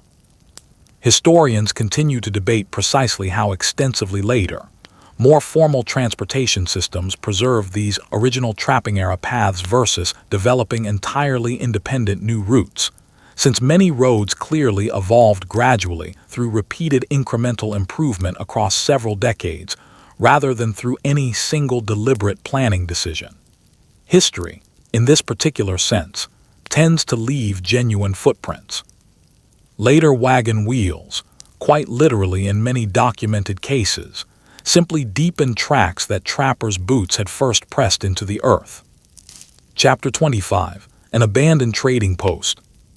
Along many of these increasingly well-traveled routes, a traveler might occasionally encounter physical remnants of the earlier fur trade era, standing largely abandoned and quietly deteriorating. Weathered log walls still upright despite significant structural damage. A roof partially collapsed beneath the accumulated weight of many successive winters' worth of snow and rain.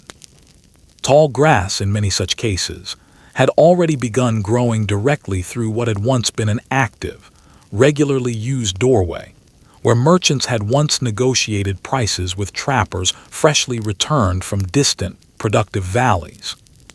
Stepping cautiously inside such a structure, a visitor might find accumulated dust settled thickly across rough wooden shelves that had once held gunpowder, coffee, cloth, and various practical tools carried hundreds of difficult miles specifically to supply the trappers working this particular region.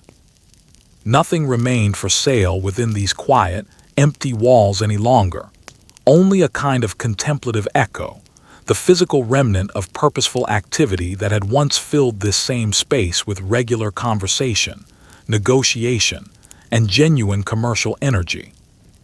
The overall feeling evoked by such a place tends to strike visitors as strangely peaceful rather than genuinely sad.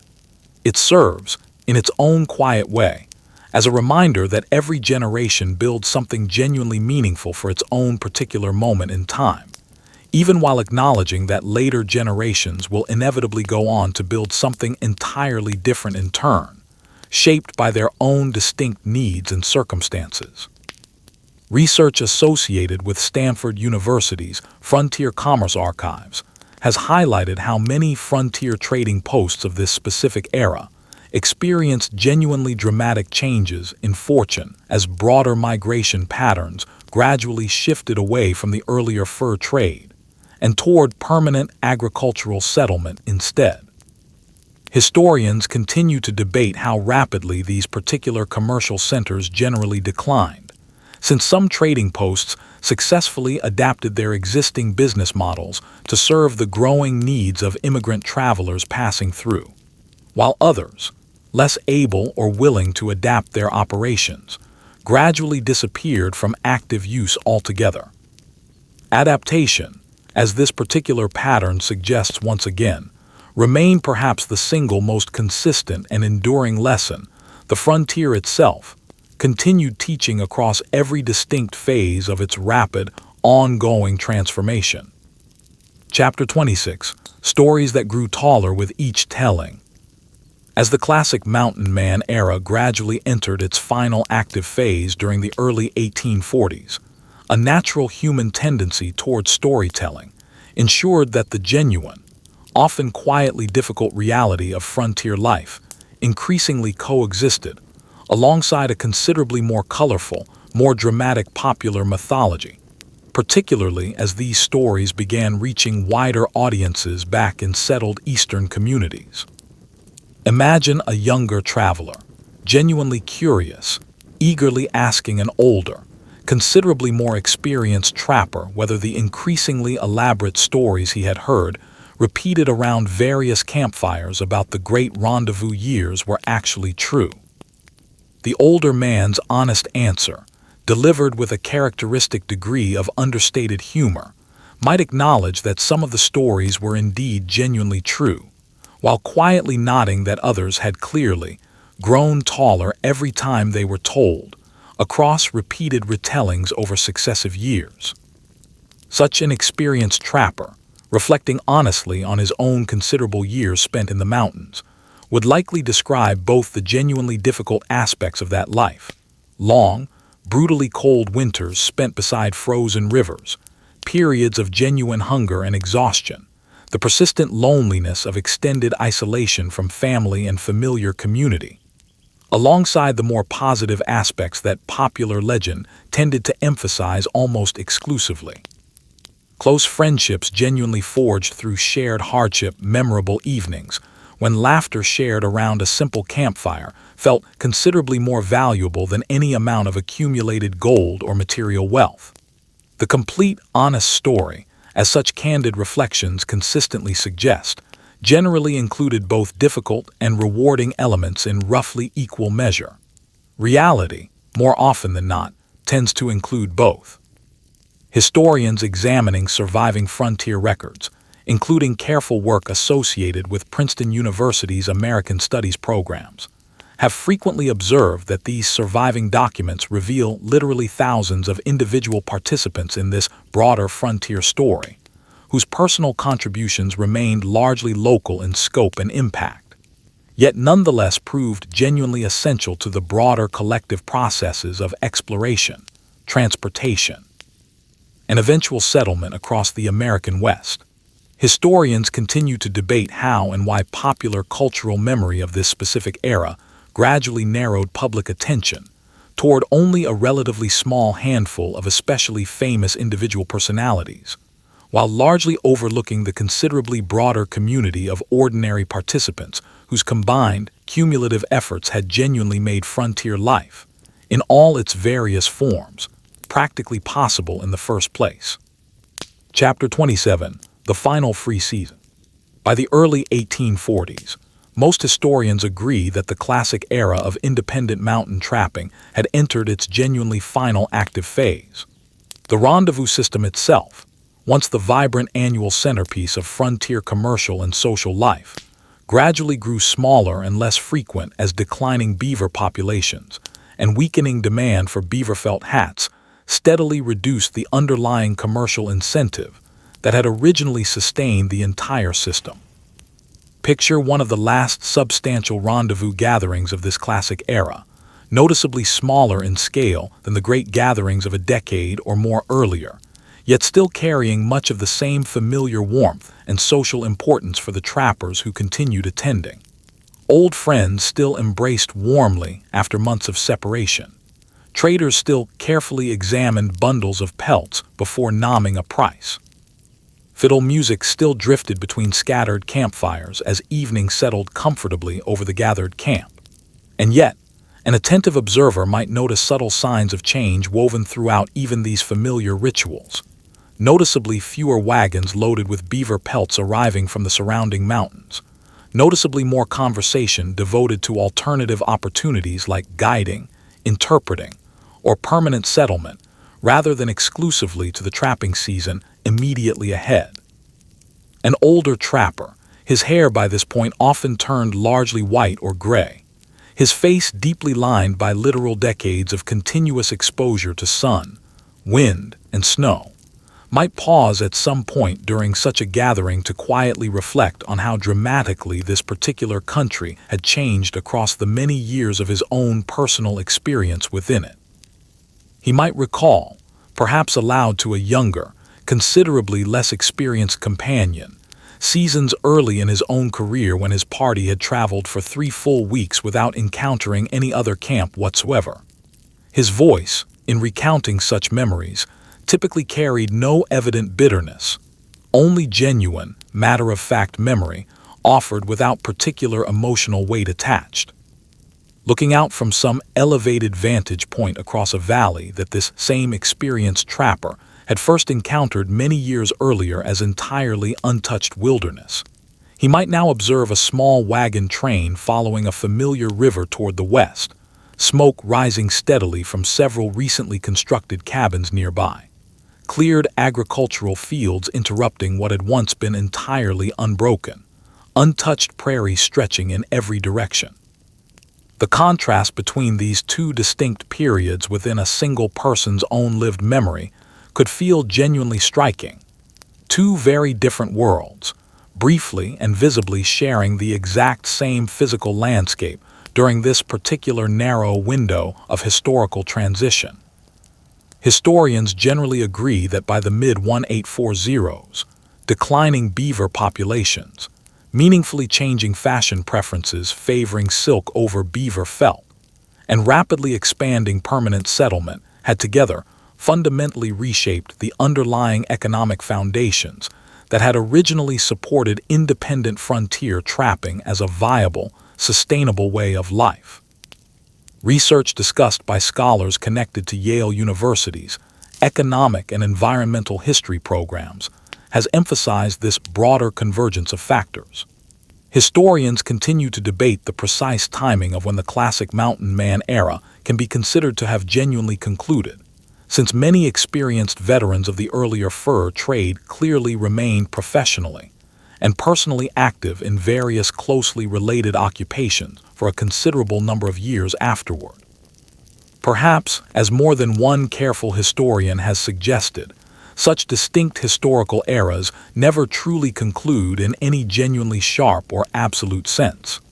They simply, gradually, change their names and their primary purpose over time.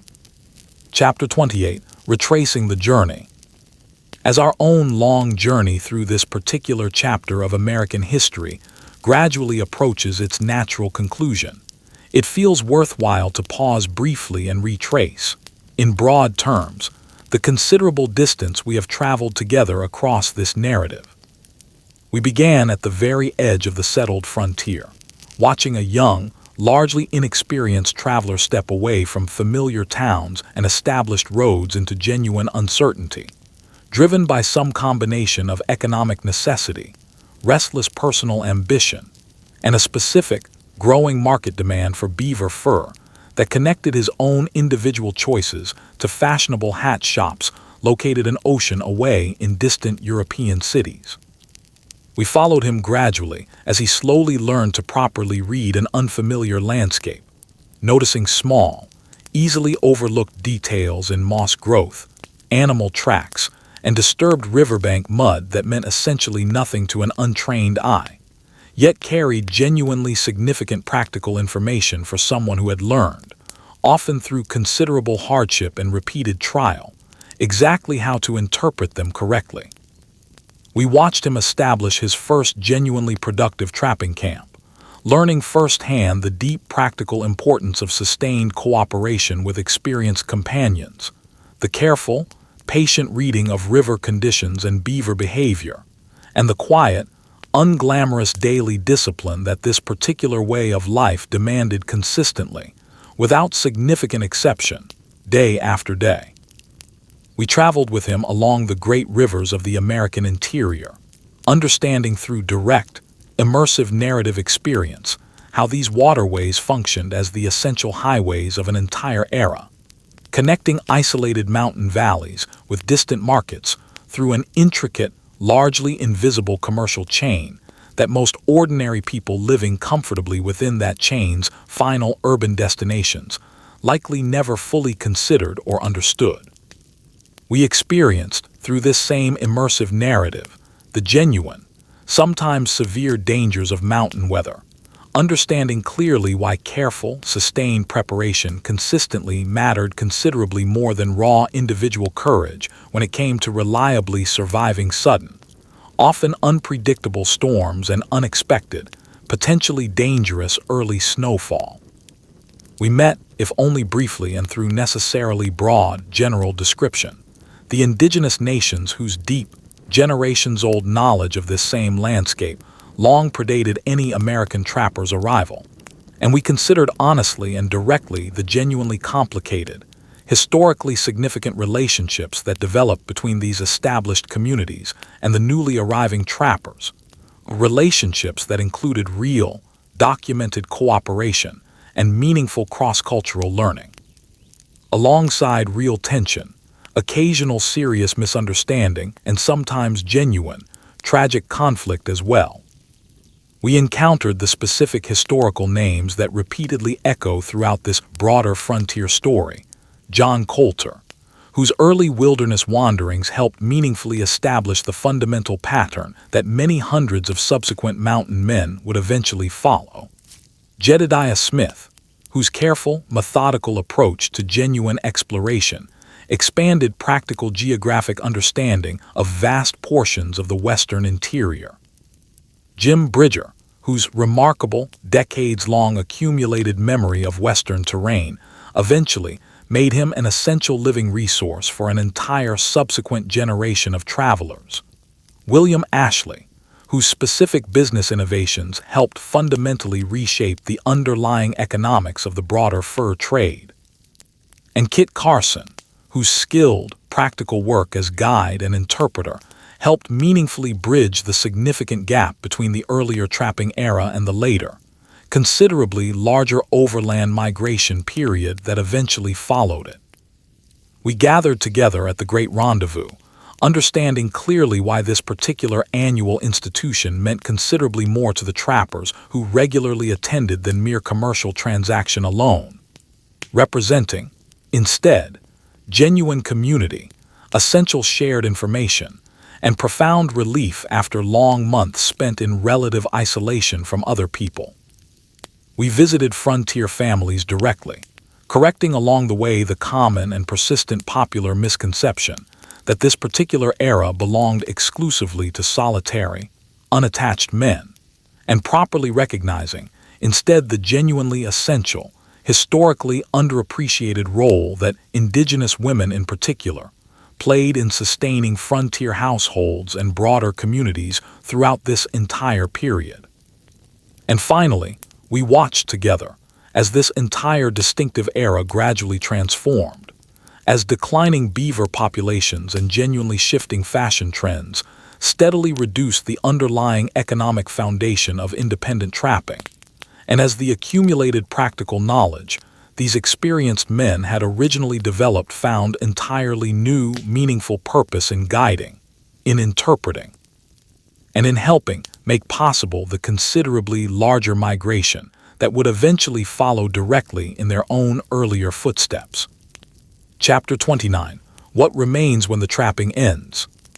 It would be reasonable, at this particular point in the broader story, to assume that the mountain man simply disappeared entirely from American life once the classic beaver trade itself had genuinely declined. The historical reality, as we have already seen across several preceding chapters, proves considerably more interesting and more nuanced than that simpler assumption suggests. Consider, for a moment, everything that quietly persisted well beyond the trapping era's own natural conclusion. The safe river crossing that a wagon train confidently uses today very often follows precisely the same route that an experienced trapper first carefully identified many years earlier, through nothing more sophisticated than patient, repeated observation. The reliable mountain pass that a government survey team eventually formally maps and documents had frequently already been informally known and regularly used by trappers for a full decade or more before any official surveyor ever set foot there personally. The dependable spring that a small, permanent settlement eventually forms around had often already been carefully noted and remembered by trapping parties passing through that exact same valley many years before any permanent settlers ever arrived to establish their new homes. None of this quiet, largely unrecognized legacy required any individual trapper's name to survive prominently in the historical record for the legacy itself to remain genuinely real and lasting. Perhaps, considered from this particular angle, this represents one of history's quietest and most understated forms of genuine immortality. Not grand statues or elaborate monuments, but simple, consistently useful knowledge, carefully passed forward from one generation of travelers to the next, gradually reshaping an entire evolving landscape through nothing more dramatic than countless small, individually unremarkable contributions accumulated steadily over time.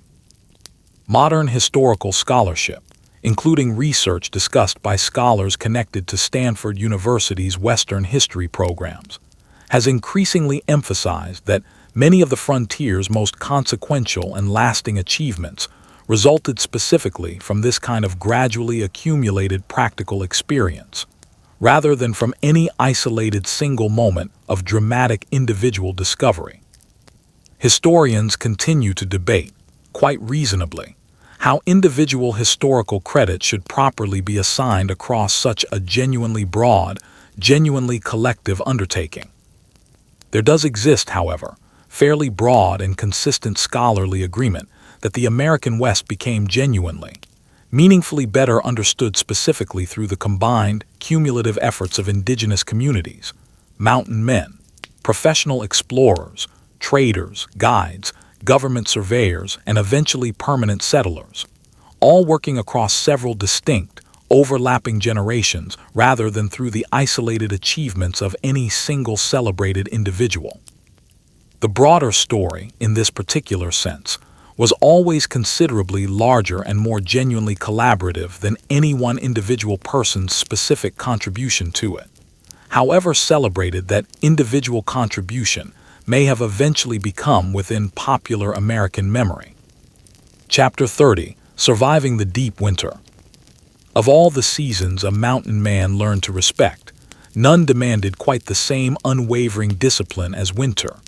Autumn offered warning signs, cooling air, shortening days, the first frost silvering the grass at dawn, but winter itself, once it truly settled into the high country, offered very little room for error of any kind. Selecting a winter camp was rarely a decision made carelessly or at the last moment. Experienced trappers typically began scouting for a suitable sheltered valley weeks before the first serious snowfall was expected, looking specifically for low ground protected from the harshest prevailing winds, reliable access to both water and timber, and reasonably dependable grazing for horses during the leaner months ahead. A poorly chosen winter camp could mean the difference between a survivable, if difficult, season and a genuinely desperate one. Once established, a winter camp settled into its own particular rhythm, one governed almost entirely by the practical demands of staying warm, staying fed, and staying occupied through weeks of limited daylight and frequently brutal cold. Firewood, gathered obsessively throughout the milder days of early autumn, needed to last through months when venturing far from camp in search of fresh fuel became genuinely dangerous. Meat, dried and smoked during more abundant seasons, was carefully rationed, since hunting during deep winter often proved considerably less reliable, with game animals themselves seeking their own sheltered ground and moving less predictably through deep snow. Idle hands during these long winter weeks rarely stayed idle for long. Equipment requiring repair, traps, rifles, snowshoes, worn moccasins, received careful, unhurried attention that busier seasons simply hadn't allowed. A trapper might spend an entire afternoon reshaping a damaged wooden snowshoe frame, steam rising gently from heated wood as he bent it carefully into the proper curve, his hands moving with the confident, practiced precision of someone who had performed this exact task many times before. Another might carefully soften and stretch a fresh hide, working it patiently over several days, until it became supple enough to work with rather than stiff and nearly useless. Illness posed a particular danger during these isolated winter months, since even a relatively minor ailment could become genuinely serious without any realistic access to medical care. Frostbite, if not caught and treated early, could permanently damage fingers or toes. A persistent cough or fever, left unaddressed, might develop into something considerably more dangerous.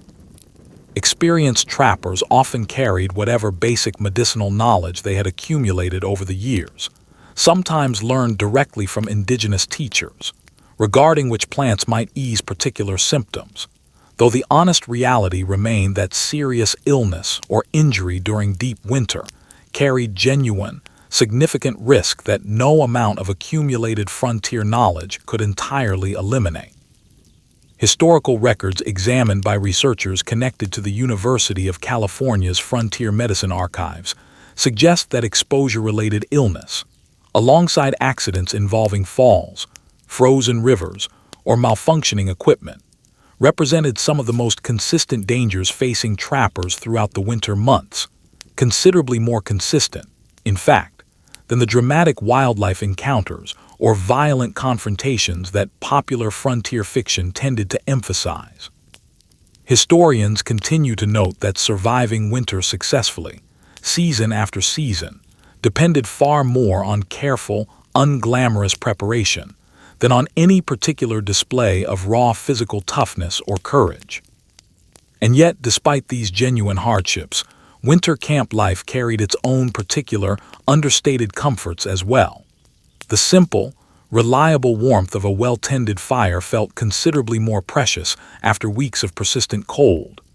A shared meal, however modest by any objective standard, tasted remarkably satisfying after a long day spent working in freezing conditions. Conversation, unhurried by any pressing seasonal task, often turned toward storytelling, memory, and the kind of genuine, unforced companionship that constant activity during busier seasons rarely allowed as much space for. Chapter 31. What the Land Provided. Food, throughout the mountain man's year, remained a constant and genuinely practical concern, shaping decisions in ways that modern readers, accustomed to reliable year-round grocery access, might find difficult to fully appreciate. Nothing was taken for granted. Nothing was wasted without genuine necessity. Hunting formed the backbone of a trapper's diet throughout most of the year, though successful hunting demanded considerably more skill and patience than simply pursuing the first animal encountered. Experienced hunters studied game behavior carefully, learning where particular animals tended to drink at dawn, which valleys offered reliable grazing during specific seasons, and how to move quietly enough through brush and timber to approach within realistic shooting range without alerting wary prey.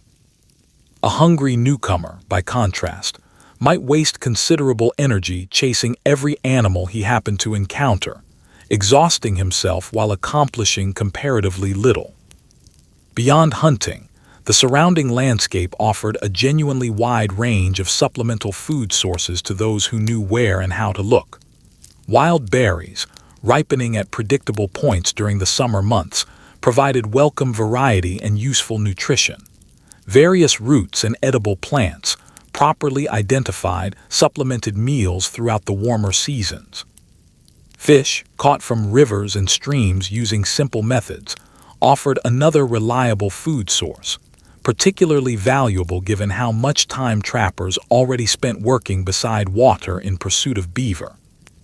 Much of this practical botanical and hunting knowledge, as earlier chapters have already discussed, originated through direct learning from indigenous teachers, whose own accumulated understanding of the local landscape's food resources stretched back many generations before any trapper's arrival.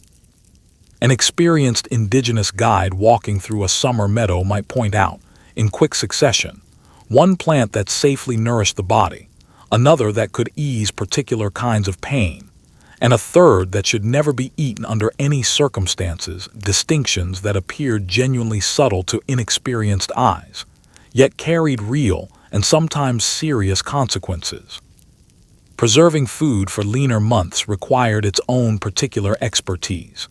Meat, cut into thin strips and dried slowly over low fires or in open sun, could last for weeks or even months if properly prepared, becoming a dietary staple that sustained trappers through periods when fresh hunting proved unreliable. This dried meat, sometimes combined with rendered fat and dried berries into a dense, portable, calorie-rich mixture, provided crucial sustenance during long journeys when stopping to hunt or forage simply wasn't practical. A typical evening meal at a working trapping camp, by most surviving accounts, rarely qualified as luxurious by any conventional standard. A simple stew, combining whatever fresh game had been recently taken with wild onions, roots, and perhaps a small portion of precious trade goods like flour or coffee, simmered slowly over the evening fire. And yet, after a full day of demanding physical labor in cold water and rough terrain, even such a modest, unremarkable meal tended to taste remarkably satisfying, a detail that appears repeatedly across surviving trapper accounts, suggesting something genuine about how thoroughly hard, honest labor could reshape a person's relationship with simple comfort and simple food. Chapter 32: Other Creatures of the Wilderness. While the grizzly bear understandably captured particular attention in both historical accounts and later popular legend, the broader wilderness that mountain men moved through contained a considerably wider range of wildlife, each species demanding its own particular kind of respect and understanding. Wolves, though rarely posing the same direct physical danger to humans that popular imagination sometimes suggested, nonetheless commanded genuine attention from experienced trappers, particularly regarding the safety of horses and stored food supplies. A distant wolf howl, carrying clearly across a quiet evening valley, served as a familiar and largely unremarkable part of the wilderness soundscape, rather than any particular cause for alarm, though a trapper still took sensible precautions regarding livestock and food storage, understanding that opportunistic wolves would readily take advantage of any obvious carelessness. Mountain lions, considerably more elusive and considerably less frequently encountered directly than either bears or wolves, nonetheless represented a genuine if statistically rare danger, particularly to smaller livestock or to an unwary traveler moving alone through rocky, densely forested terrain where these animals preferred to hunt.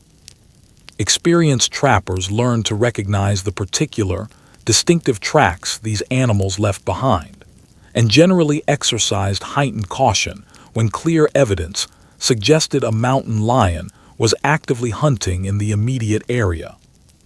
Rattlesnakes posed their own particular seasonal danger, especially during the warmer months when these animals became considerably more active. Experienced trappers learned to watch carefully where they placed their hands and feet, particularly around sun-warmed rocks where these snakes commonly rested, and generally carried at least some basic understanding of how to respond if a companion suffered a bite, even though effective treatment options available on the actual frontier remained genuinely limited by modern medical standards. Perhaps counterintuitively, the animal that most consistently and materially shaped the mountain man's entire way of life was neither predator nor obvious danger, but the beaver itself, an animal whose remarkable capacity for environmental engineering fundamentally reshaped the landscapes it inhabited. Beaver dams, constructed with remarkable patience and consistency, slowed river currents and created expanding ponds that meaningfully encouraged new plant growth, attracted diverse bird populations, and provided calmer water where fish could rest and thrive. Larger animals frequently visited these beaver-created wetlands as well, drawn by the dependable water source these engineered ponds reliably provided. Modern environmental research, including work highlighted by scholars connected to the University of California's ecology programs, has increasingly recognized this remarkable ecological influence, demonstrating that healthy beaver populations historically supported genuinely significant biological diversity across large portions of the Western landscape. Environmental historians continue to debate the full extent to which intensive 19th century trapping altered regional waterways and broader ecosystems well before any organized conservation efforts eventually emerged, many decades later, to address these cumulative environmental changes. Chapter 33: The Great Rivers, each with its own character.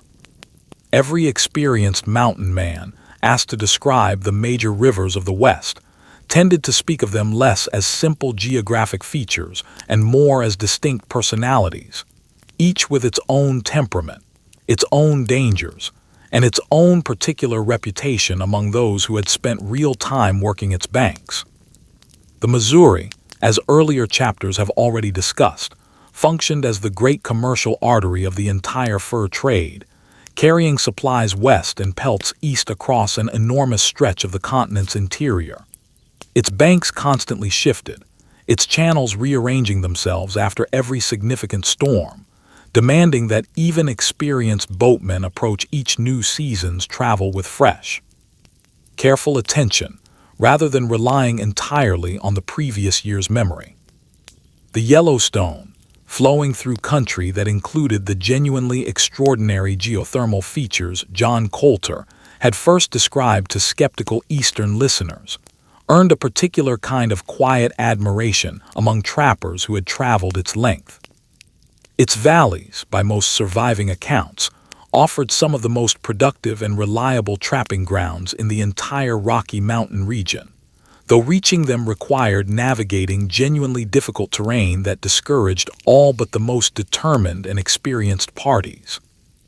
The Green River, meandering through spectacular high country in what is now Wyoming, became closely associated with the great rendezvous gatherings themselves, since several of the most significant annual gatherings took place along its banks or those of its nearby tributaries. Trappers speaking of the Green often did so with a particular warmth, the river itself having become associated in their collective memory with reunion, celebration, and welcome relief after months of isolation. The Snake River, by contrast, earned a more cautious, more respectful kind of reputation. Its swift currents and genuinely difficult crossings meant that experienced trappers rarely discussed the Snake without at least some acknowledgement of the real dangers it posed, alongside the undeniable trapping opportunities its surrounding valleys offered to those willing to accept that risk. Learning to distinguish between these various rivers, individual personalities took considerable time, and an inexperienced trapper who assumed all rivers behaved similarly risked serious, sometimes fatal miscalculation. A crossing point safe and reliable on the Green might prove genuinely treacherous when attempted with similar assumptions on the Snake. Water that appeared calm and manageable on the surface of any of these rivers might conceal currents, depths, or obstacles entirely invisible from the bank, a lesson that experienced trappers repeated often to newcomers precisely because it mattered so consistently to basic survival.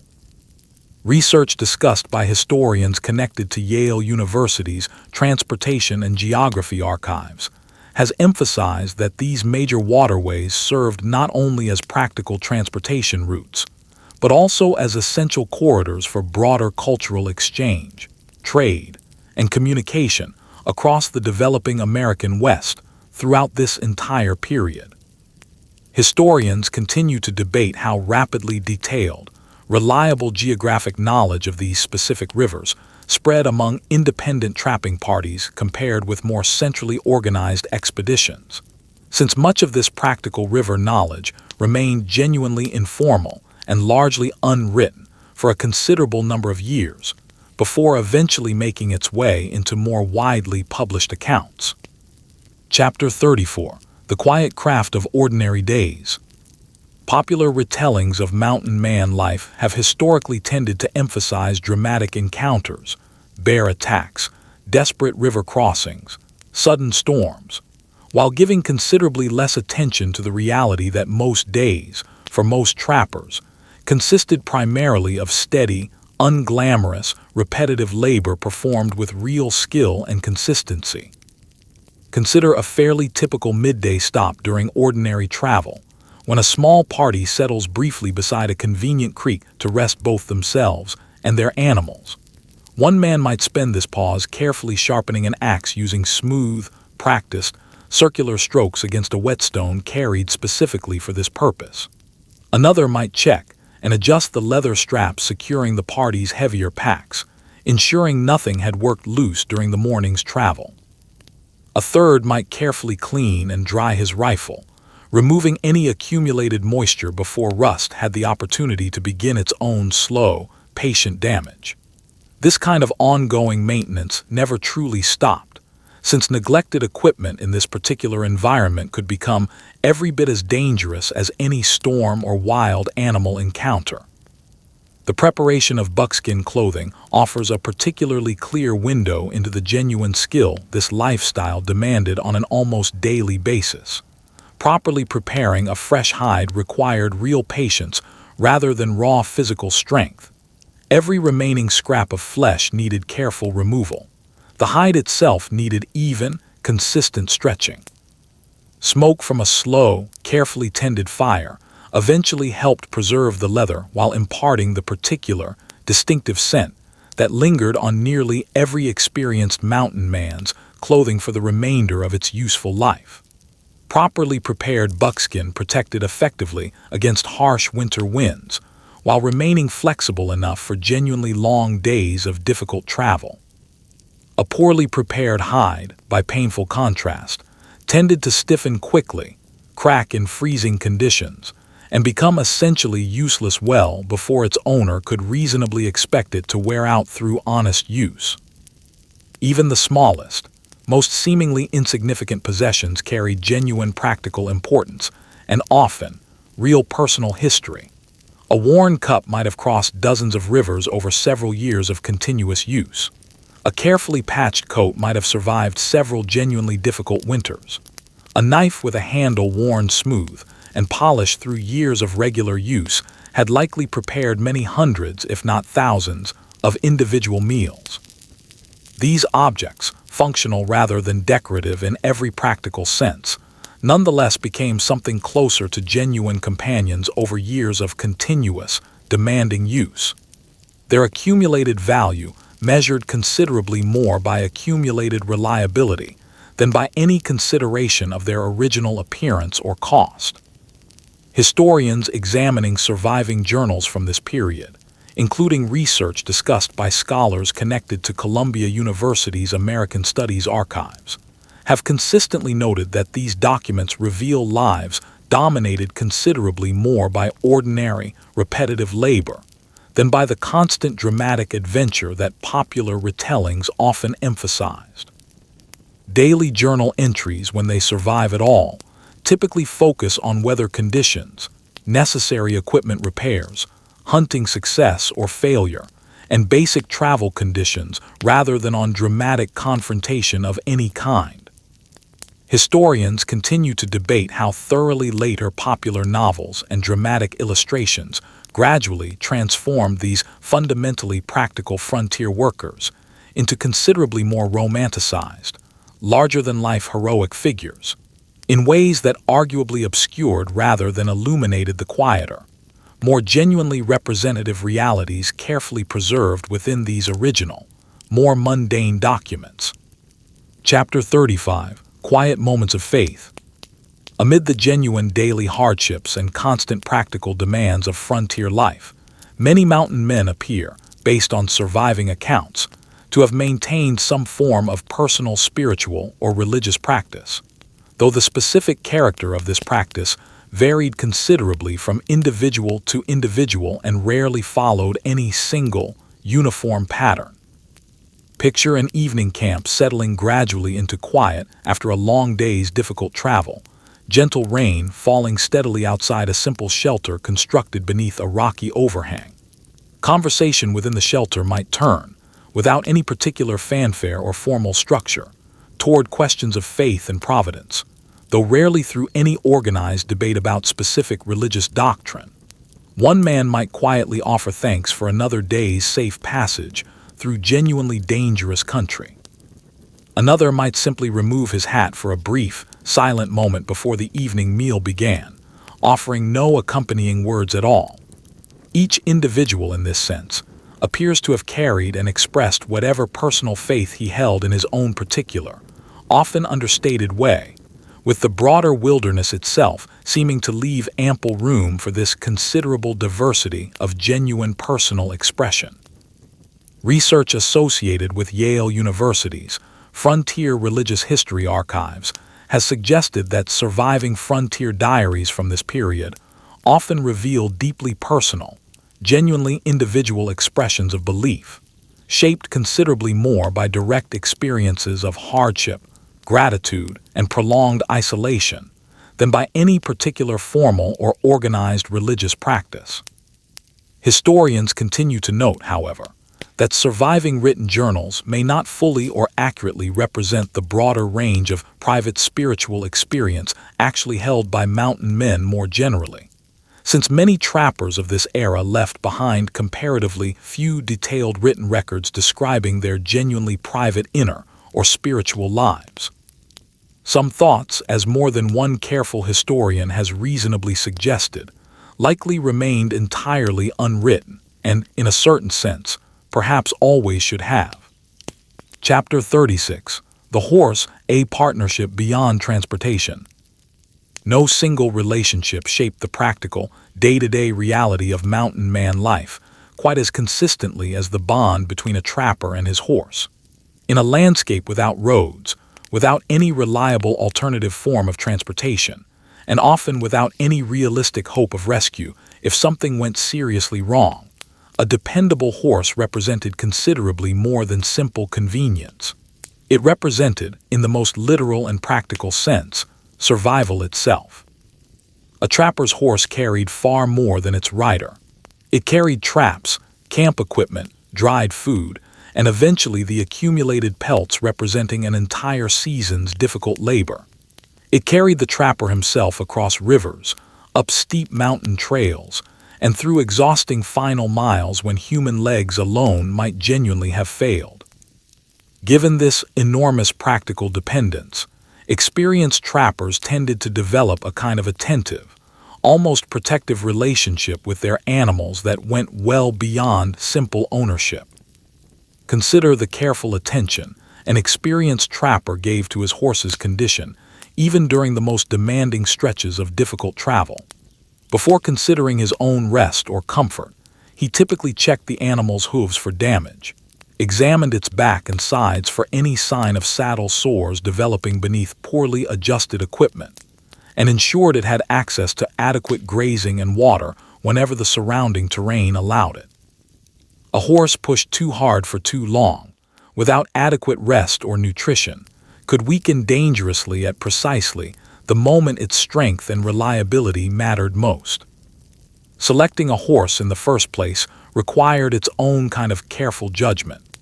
Experienced mountain men learned to evaluate a horse's temperament, its sure-footedness on difficult or uneven terrain, and its general resilience under the sustained physical demands this particular way of life would inevitably place upon it.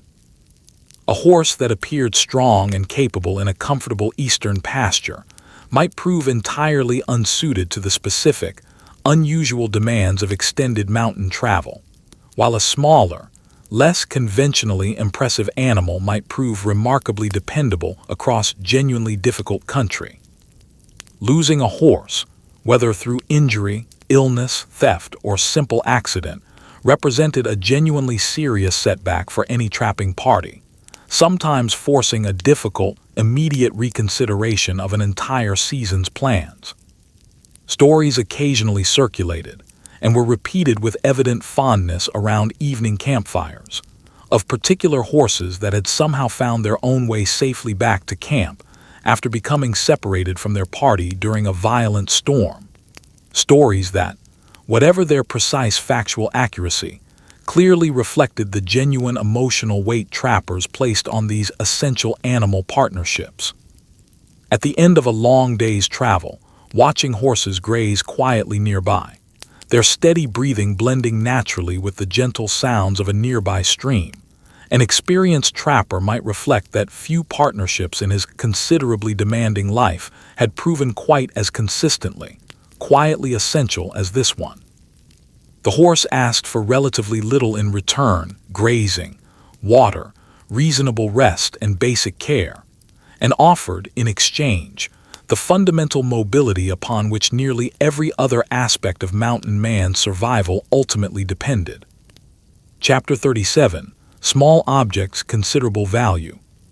Trade goods carried into the mountains from distant eastern manufacturing centers occupied a peculiar, genuinely interesting position within frontier life, simultaneously mundane, in the sense that items like knives, cloth, and cooking implements seem thoroughly ordinary by any modern standard, and yet genuinely precious, given the enormous distance, expense, and difficulty involved in transporting them to remote mountain trading camps in the first place. A simple steel knife, manufactured cheaply and in considerable volume somewhere in an eastern industrial center, might travel many hundreds of difficult miles before finally reaching a mountain trading post, changing hands there for a carefully negotiated bundle of beaver pelts representing weeks of a trapper's own difficult labor. The knife itself, once acquired, typically remained in continuous valued use for years afterward, its value to its owner considerably exceeding whatever modest price had originally been paid for its manufacture back east. Cloth, similarly, carried genuine significance beyond its purely practical function. A length of brightly colored trade cloth might serve multiple purposes across its useful life: clothing repair, trade with indigenous communities who valued particular colors or patterns for their own specific reasons, or simple practical utility around camp. Coffee, sugar, and salt, while seemingly minor conveniences by modern standards, represented genuinely significant improvements to what would otherwise have been a fairly monotonous frontier diet, and trappers who had gone without these particular goods for an extended period often expressed genuine, evident pleasure upon finally acquiring a fresh supply at a rendezvous or trading post. Gunpowder and lead occupied a category of their own, given their absolutely essential role in both hunting and basic personal safety. A trapper running low on either resource faced genuinely serious practical constraints on his ability to hunt reliably or defend himself, and his party if circumstances required it. Careful trappers monitored these particular supplies with close attention, since running out entirely, far from any resupply point, could create a genuinely dangerous situation with very few good immediate solutions available. This entire system of exchange, connecting distant eastern manufacturing with remote mountain trapping camps through an intricate chain of transportation and negotiation, represented one of the quieter but genuinely significant achievements of the broader fur trade era.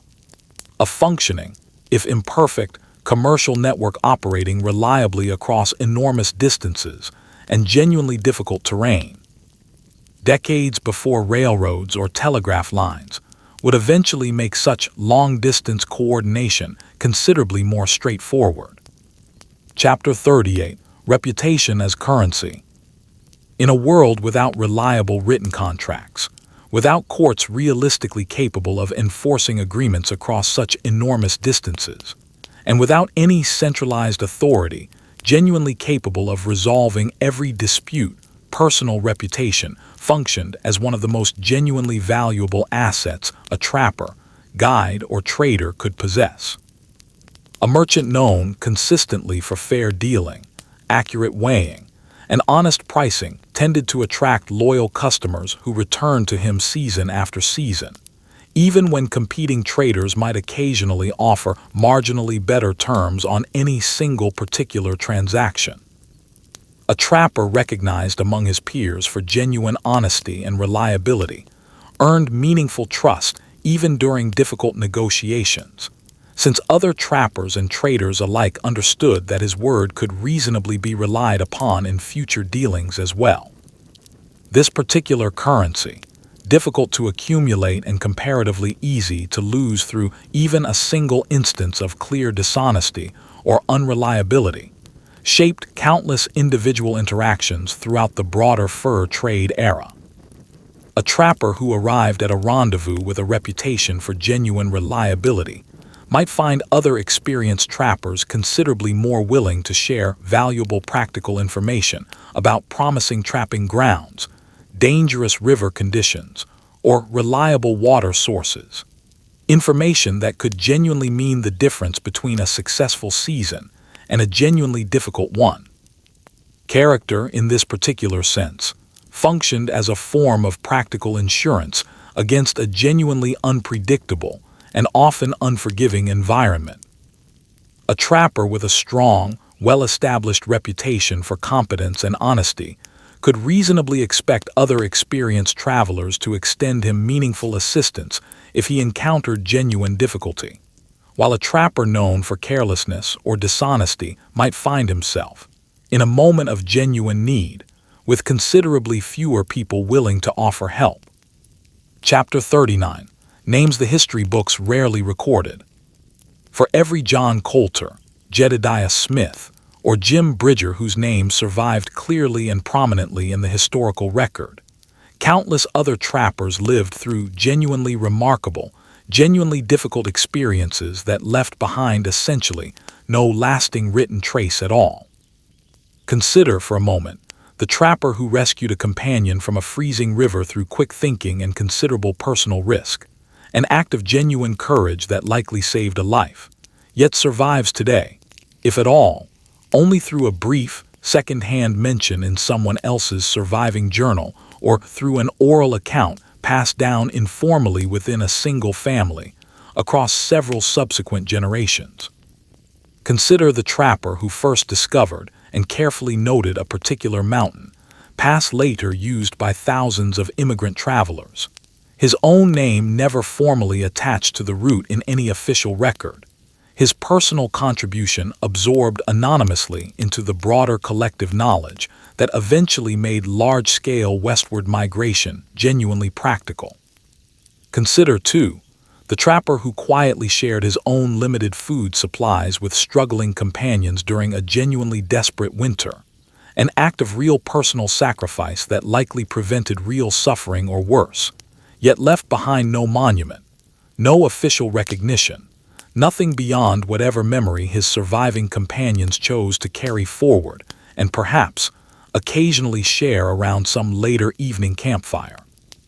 Historians examining the surviving documentary record from this period, including careful research connected to Princeton University's American Frontier Archives, have repeatedly noted that this record reveals literally thousands of individual participants whose genuine contributions to the broader story of frontier exploration, transportation, and settlement remained largely local and largely unrecorded in any lasting formal sense, even while proving genuinely essential to the collective undertaking as a whole.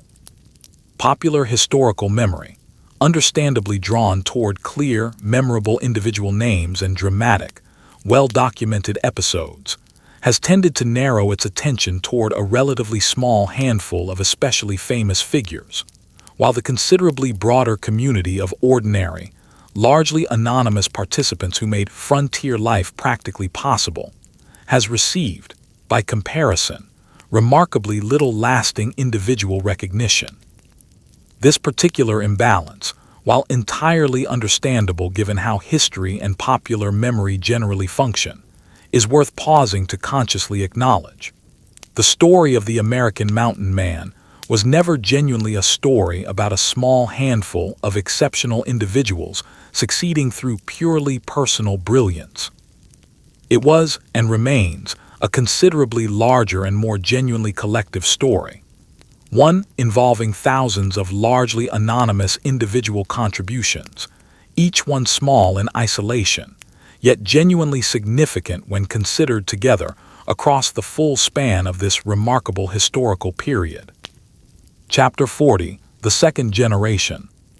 As the classic fur trade era gradually gave way to permanent settlement throughout the 1840s and beyond, an entirely new generation began coming of age within landscapes their own parents had first encountered as genuinely unfamiliar, unmapped wilderness.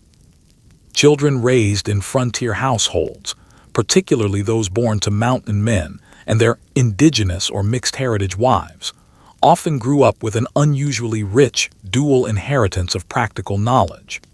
Combining their father's accumulated trapping and travel expertise with their mother's deep, generations-old understanding of the surrounding landscape's natural resources, seasonal patterns, and practical survival techniques.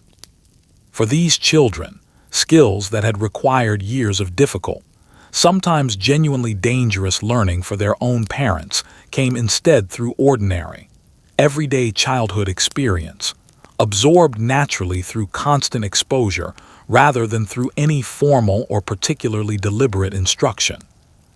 A young person raised in this environment might, by adolescence, already possess genuinely sophisticated practical knowledge regarding weather prediction, animal tracking, plant identification, and basic river navigation, knowledge that an Eastern-raised newcomer of the same age would have found genuinely remarkable, yet which felt, to this frontier-raised individual, simply like ordinary, unremarkable competence appropriate to daily life in this particular landscape.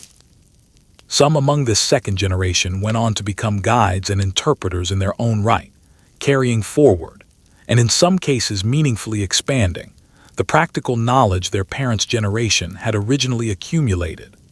Others moved toward permanent settlement, applying their considerable practical skills toward farming, ranching, or small-scale local trade, rather than continuing the more mobile, seasonally organized lifestyle their fathers had followed.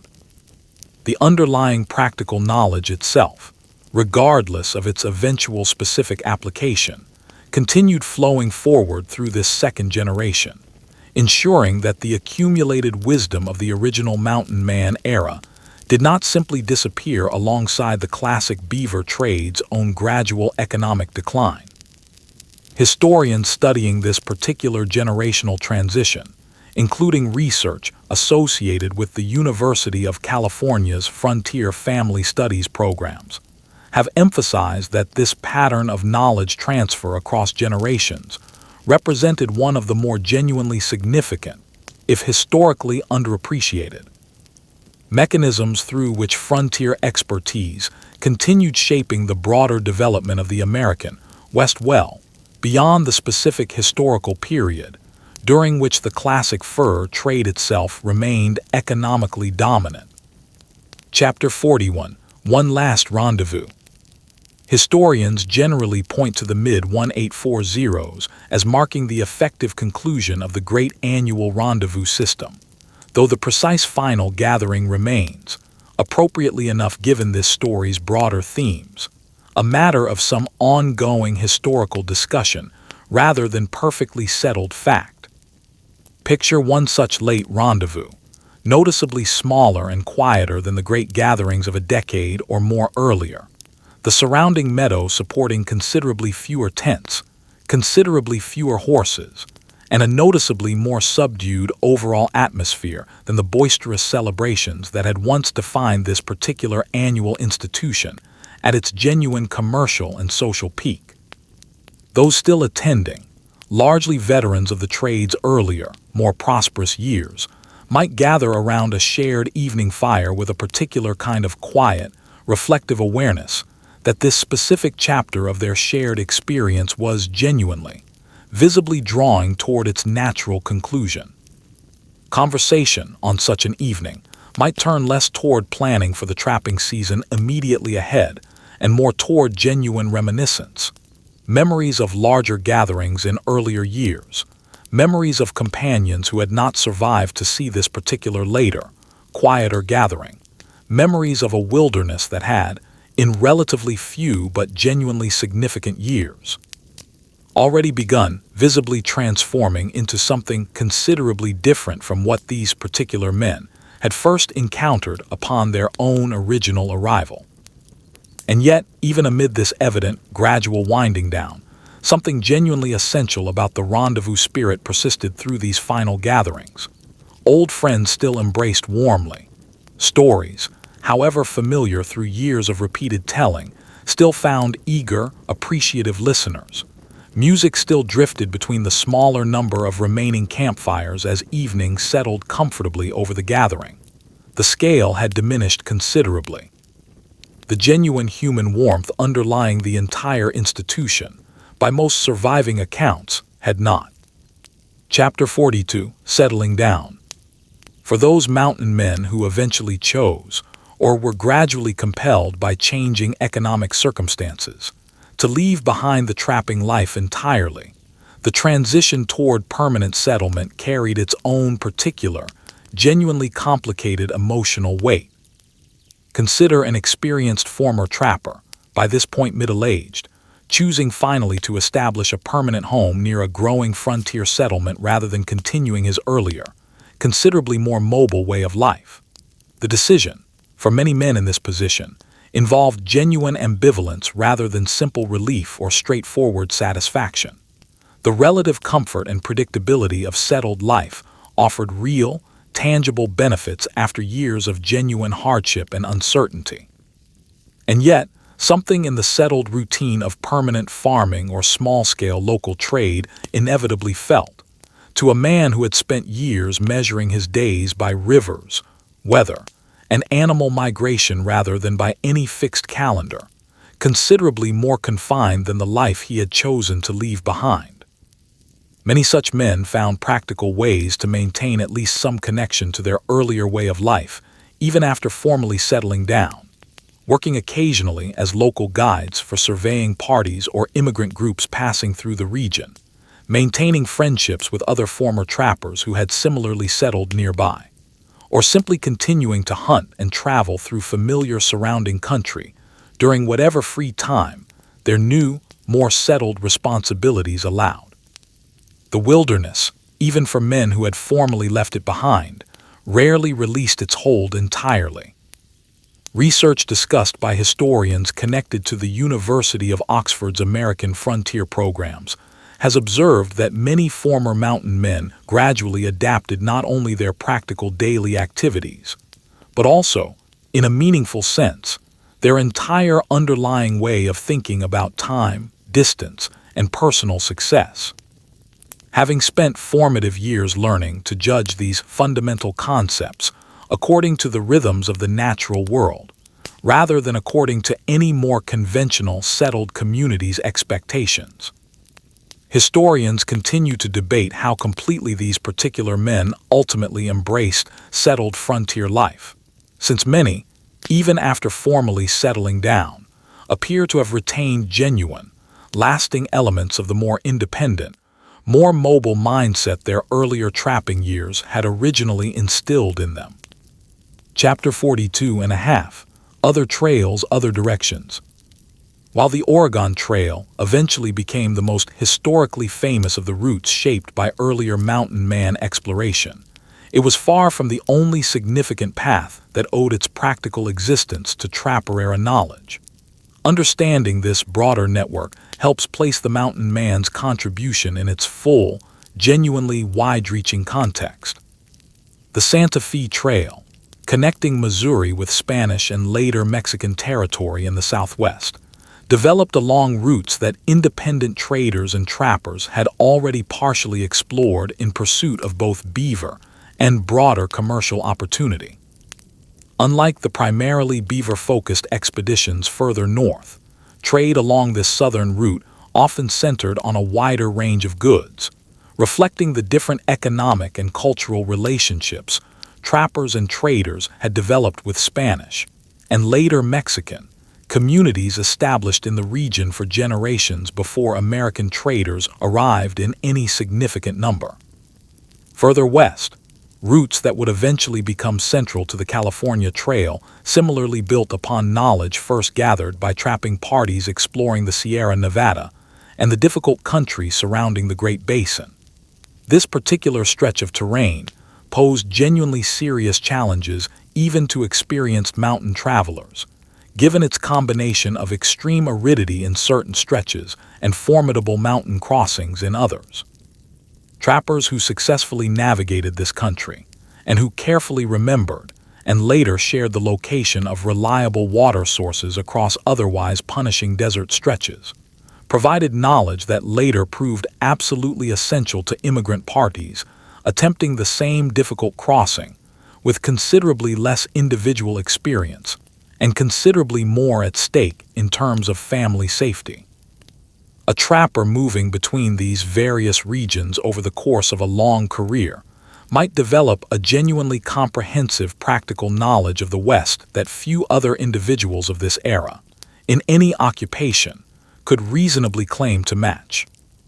Such men, when their trapping years eventually gave way to guiding work, found themselves in a position to offer guidance across an extraordinarily wide geographic range, their accumulated knowledge spanning mountain ranges, river systems, and cultural relationships that had originally taken well over a decade of difficult, sometimes dangerous personal experience to properly acquire. Research discussed by scholars connected to Harvard University's Frontier Trade Archives has emphasized that this broader network of interconnected trails, each shaped in its own particular way by earlier trapper exploration, collectively formed the practical foundation upon which the entire mid-19th century pattern of American westward expansion ultimately depended. Historians continue to debate the relative significance of each individual route within this broader network, though most agree that no single trail developed in complete isolation from the others, with knowledge, personnel, and practical experience flowing continuously between different regions throughout this extended period. Chapter 42 3/4, Music, Laughter, and Rest. Amid all the genuine hardship this narrative has already described in considerable detail, it would be a mistake to leave the impression that mountain man life consisted entirely of labor, danger, and quiet endurance. Genuine moments of levity, music, and simple entertainment appear consistently throughout the surviving historical record, reminding us that these were, after all, ordinary human beings seeking whatever comfort and enjoyment their genuinely demanding circumstances allowed. A fiddle, carried carefully across enormous distances despite its evident fragility and impracticality compared to more purely functional equipment, held a particular valued place at many trapping camps, and especially at the larger rendezvous gatherings. An evening's music, however simple or however imperfectly played, offered genuine, welcome relief from the sustained seriousness that survival in this particular environment otherwise demanded almost constantly. Trappers gathered around such music with evident enthusiasm, clapping along in rough time, occasionally attempting dances that owed more to enthusiasm than to any particular technical skill. Storytelling itself, beyond its already discussed practical function in preserving useful survival knowledge, served genuine entertainment purposes as well.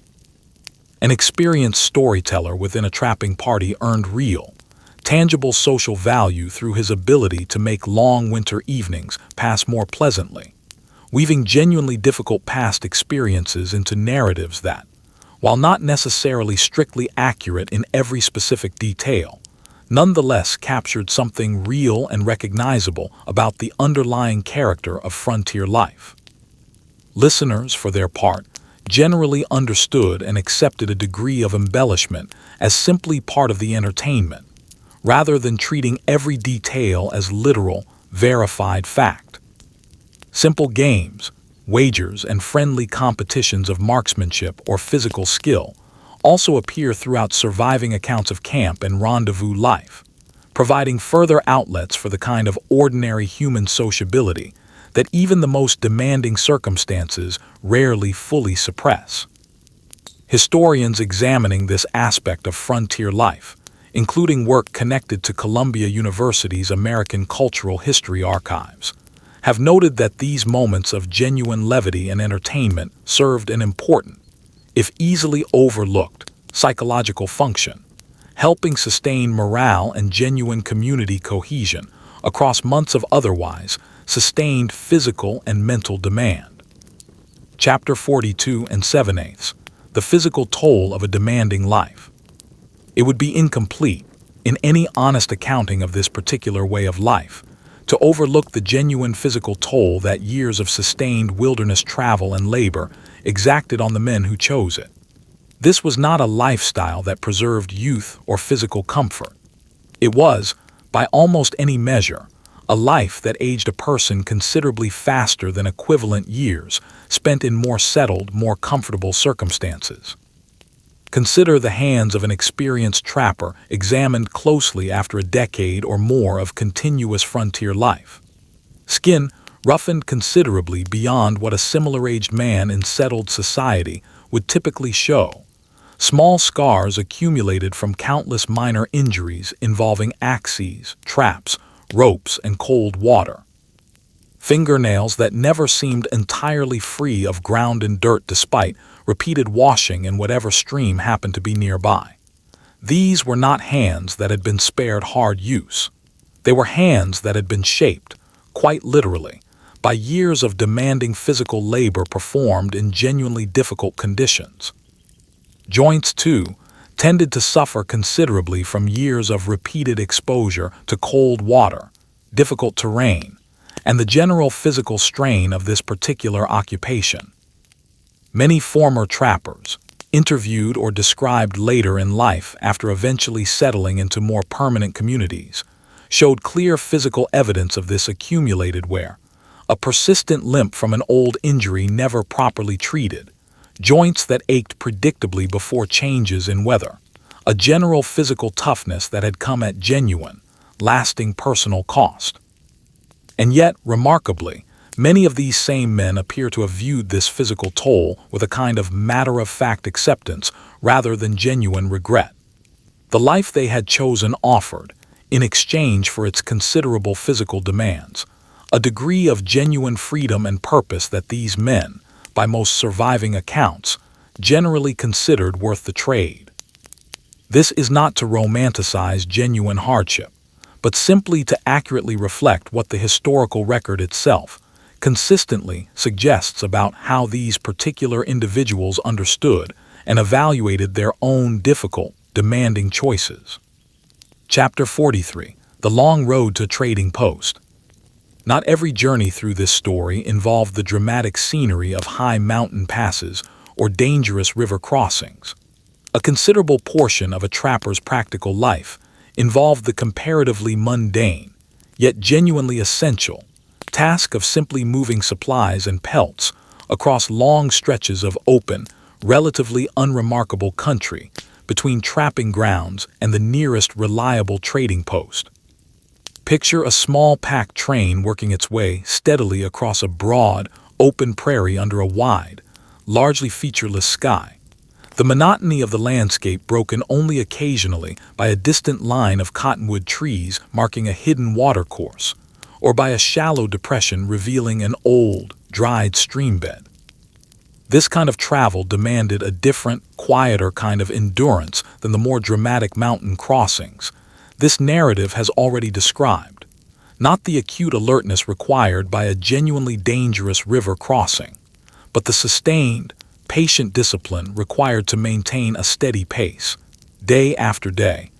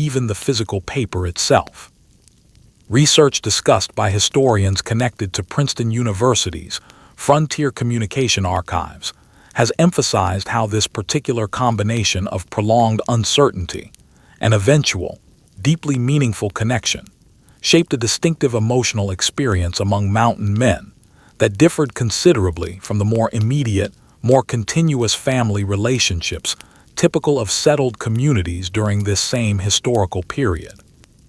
Historians continue to note that surviving personal accounts reveal considerable individual variation in how different men processed and managed this particular, genuinely difficult aspect of frontier life. Chapter 45: The Blacksmith's Fire. Among the essential but easily overlooked figures supporting the broader fur trade economy, the frontier blacksmith deserves particular attention. Without reliable access to skilled metalworking, the entire practical infrastructure of mountain man life, traps, axes, rifles, horseshoes, would have deteriorated considerably faster than the trade's overall economics could reasonably have sustained. Picture a blacksmith working at a rendezvous or established trading post, his forge glowing steadily as he repairs a damaged trap brought to him by a trapper whose entire season's productivity might genuinely depend on this single piece of equipment functioning reliably. The rhythmic sound of hammer against heated iron, sparks scattering with each strike, represented a particular, distinctive soundscape at any of these larger gatherings. A sound that, unlike the quieter, more solitary work of an individual trapper checking his own trap line, signaled genuine collective economic activity and cooperation. Skilled blacksmiths at these frontier locations typically possessed knowledge considerably beyond simple repair work, often serving as informal advisors on equipment durability, offering practical suggestions for modifications that might better suit the particular demands of mountain travel compared to standard Eastern manufacturing designs. A trap modified slightly for improved reliability in cold water, or a knife blade reshaped for better performance against thick hide, represented the kind of practical, incremental innovation that emerged specifically from this ongoing, close collaboration between frontier blacksmiths and the trappers who depended on their skilled work. Research associated with the University of Chicago's Frontier Trade Archives has highlighted how essential this kind of specialized metalworking support proved to the broader fur trade's overall functioning, noting that equipment failure in remote trapping country could represent a genuinely serious setback, sometimes forcing an early, unplanned end to an otherwise promising season. The relatively small number of skilled blacksmiths operating at major trading locations and rendezvous sites, therefore, occupied a position of genuine practical importance, considerably disproportionate to their modest numbers within the broader frontier population. Chapter 46: Seasons of the Heart. Beyond the purely practical seasonal rhythm already described in earlier chapters, spring trapping, summer travel, autumn preparation, winter endurance, mountain men appear, based on surviving personal accounts, to have experienced a parallel emotional rhythm shaped by these same seasonal patterns, though this particular dimension of frontier life receives considerably less attention in more conventional historical accounts. Spring, arriving after months of difficult winter confinement, often carried genuine emotional relief alongside its practical benefits. The first reliable signs of thawing water, returning bird activity, and generally improving weather conditions appear to have lifted spirits considerably, even while bringing renewed physical demands in the form of resumed active trapping. A trapper emerging from winter camp into the first genuinely warm days of spring might feel something approaching genuine joy, whatever the specific language he might have used to describe that particular feeling to himself or to companions. Summer, with its relatively easier travel and the anticipated approach of the rendezvous, often carried a particular quality of anticipation, especially as a trapper drew closer to the actual gathering itself. This anticipation, based on surviving accounts, appears to have been genuinely mutual and genuinely significant. The promise of renewed human connection after months of relative isolation, representing something considerably more emotionally significant than the purely commercial transaction of exchanging pelts for supplies might suggest on its own. Autumn, by contrast, often carried a more complicated emotional character, combining the practical urgency of preparation for winter with a certain wistful quality, as the social warmth of the rendezvous receded into memory, and the more solitary demands of the coming trapping season drew closer. Winter itself, finally, appears to have produced genuinely varied emotional responses across different individuals. Some men, based on surviving accounts, appear to have found genuine peace, and even a kind of contentment in winter's enforced slower pace and quieter isolation, while others clearly experience this same isolation as a genuine, sometimes difficult psychological burden. Historians examining this emotional dimension of frontier life, including research connected to Yale University's Frontier Psychology and Social History archives, have cautioned against assuming uniform emotional experience across such a genuinely varied population of individuals, noting that surviving personal accounts reveal considerable individual variation in how different men processed and experienced these recurring seasonal patterns. What does appear consistent across the surviving record, however, is that this particular way of life demanded genuine emotional as well as physical resilience, and that successful long-term adaptation to mountain man life involved considerably more than simply mastering the relevant practical survival skills already discussed throughout this narrative. Chapter 47: The Language of Smoke and Signal. Long before any reliable postal service reached the Western Territories, mountain men and indigenous communities alike relied on a variety of practical, largely informal signaling methods to communicate across distances too great for direct conversation, particularly when advance warning of danger, opportunity, or simple location proved genuinely valuable. Smoke signals, adapted from long-established indigenous practices and gradually incorporated into broader frontier communication more generally, allowed information to travel considerably faster across open country than any messenger on horseback realistically could.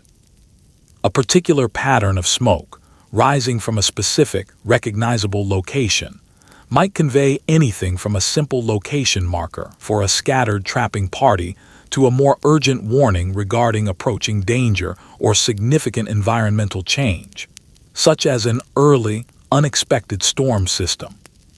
Experienced trappers learn to interpret these signals with genuine care, understanding that misreading a particular signal's intended meaning could lead to serious miscommunication with potentially significant consequences. This particular skill, like so much of the practical knowledge already discussed throughout this narrative, typically developed through years of direct experience, and very often through patient instruction from indigenous teachers whose own communities had developed and refined these signaling systems across many generations. Beyond smoke, mountain men developed their own informal system of physical trail markers, a particular arrangement of stones, a deliberately broken branch positioned at a specific height, a mark carved carefully into a tree trunk that conveyed practical information to other experienced travelers who happened to pass the same location later. A skilled trapper reading such markers correctly might learn, without ever encountering another living person directly, that a particular water source had proven reliable during a recent dry season, or that a specific mountain pass remained genuinely passable later into autumn than might otherwise be assumed. This entire informal communication network, built gradually through countless individual contributions across many years, represented its own quiet form of collective achievement, a functioning, genuinely useful information system operating entirely without any centralized coordination or official institutional support, relying instead on shared conventions, mutual trust, and the practical self-interest of travelers who understood that leaving useful information behind for future travelers ultimately benefited everyone within this loosely connected community, themselves very much included. Chapter 48. The Careful Art of Trading Fairly. Negotiation at a trading post or rendezvous involved considerably more subtlety and skill than the simple exchange of goods for furs might initially suggest. Both trader and trapper approached these transactions with genuine self-interest, yet the broader, ongoing nature of these commercial relationships, parties who would likely encounter one another again in future seasons, encouraged a particular kind of restrained, relationship-preserving negotiation style that pure short-term self-interest alone might not have produced. An experienced trader, examining a bundle of pelts before nomming his opening price, typically balanced several considerations simultaneously: the genuine current market value of the goods in question, his own accumulated relationship with this particular trapper across previous seasons, and his broader interest in maintaining a reputation for fair dealing that would continue attracting reliable trading partners in future years. A trader who consistently offered unreasonably low prices might secure short-term advantage in any single transaction, yet risk damaging his broader reputation in ways that could genuinely harm his longer-term business prospects. Trappers, for their part, developed their own practical negotiating skills over years of repeated experience, learning to accurately judge the genuine quality and value of their own pelts before entering into any particular negotiation, and developing a reasonably accurate sense of fair market pricing through repeated exposure to multiple trading seasons, and often informal conversation with fellow trappers regarding recent pricing trends at various trading locations. This particular dynamic, genuine self-interest tempered by longer-term relationship considerations, appears throughout surviving accounts of frontier commercial life, suggesting a considerably more sophisticated and considerably more socially embedded commercial culture than simple, purely transactional exchange might initially suggest. Research discussed by economic historians connected to Harvard University's Business History Archives has emphasized that this kind of relationship-based commercial culture, common across many historical frontier economies more broadly, likely contributed meaningfully to the fur trade's overall functional stability across several genuinely challenging decades of sustained operation across enormous, largely unregulated distances. Chapter 49. A Final Winter Together. Let us return, one final time, to a small trapping camp during what several of its experienced members privately understood might well represent one of the final genuinely productive winters of the classic beaver trade era, even if none among them could have named the precise date on which this broader transformation would eventually be considered complete by later historians. The camp itself, established in a familiar, carefully chosen sheltered valley, functioned much as similar camps had functioned for the preceding several decades. Firewood carefully gathered and rationed, equipment maintained with practiced attention, meals prepared from whatever combination of hunted game and preserved supplies the season had provided.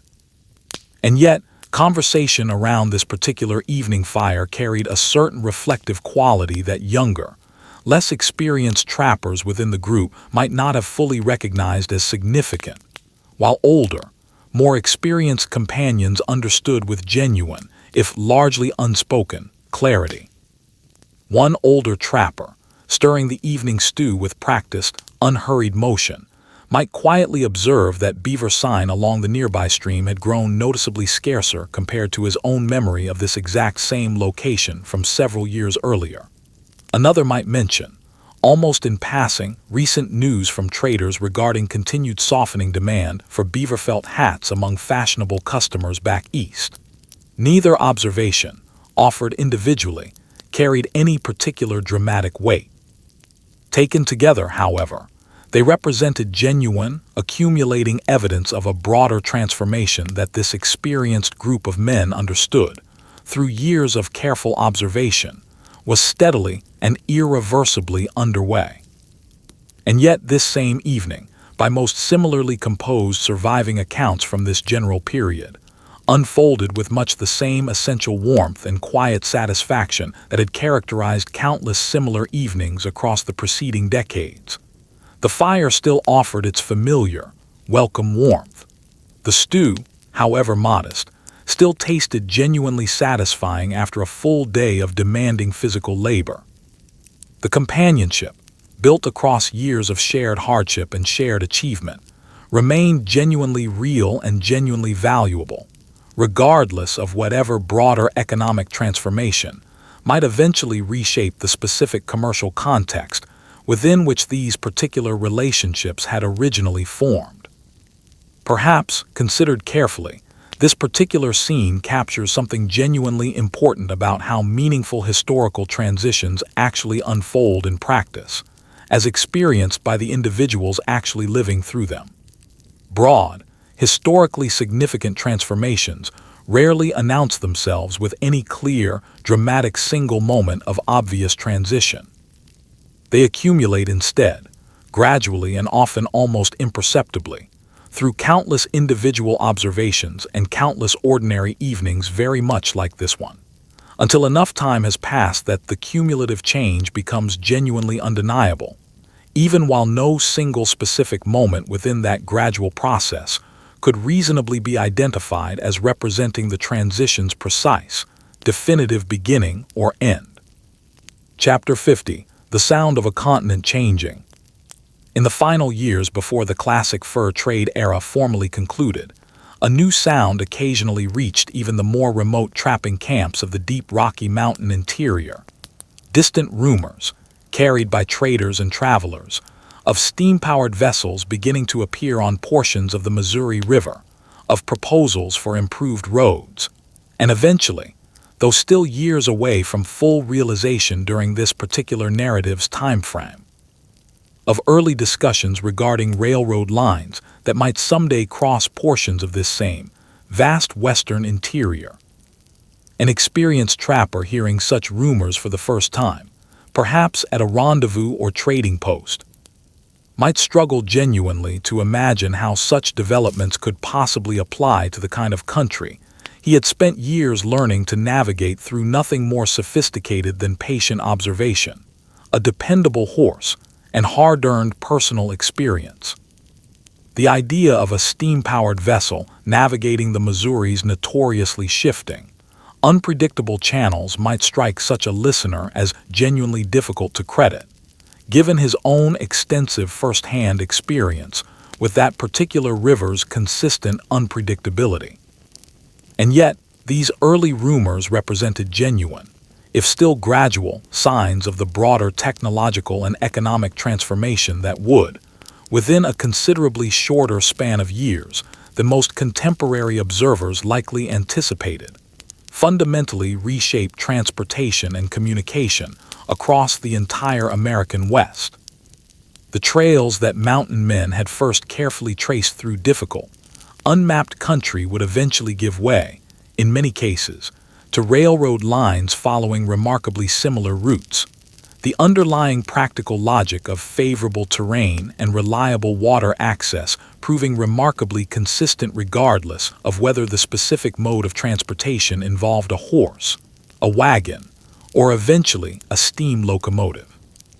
Historians studying this broader transitional period, including research connected to Stanford University's Transportation History Archives, have noted the genuine continuity connecting mountain man-era exploration with the subsequent development of more formal transportation infrastructure across the West, even while acknowledging that the specific technologies involved changed dramatically across these several intervening decades.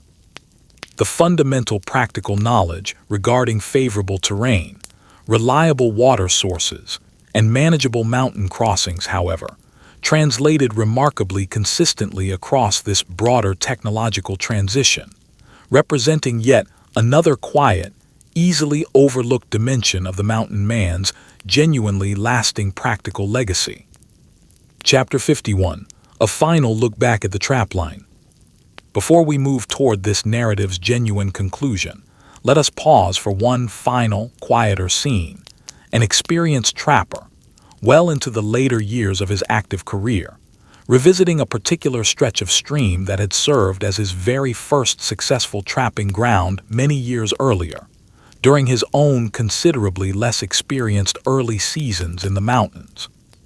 The stream itself, by most accounts of such return visits preserved in various surviving records, tended to appear simultaneously familiar and subtly changed.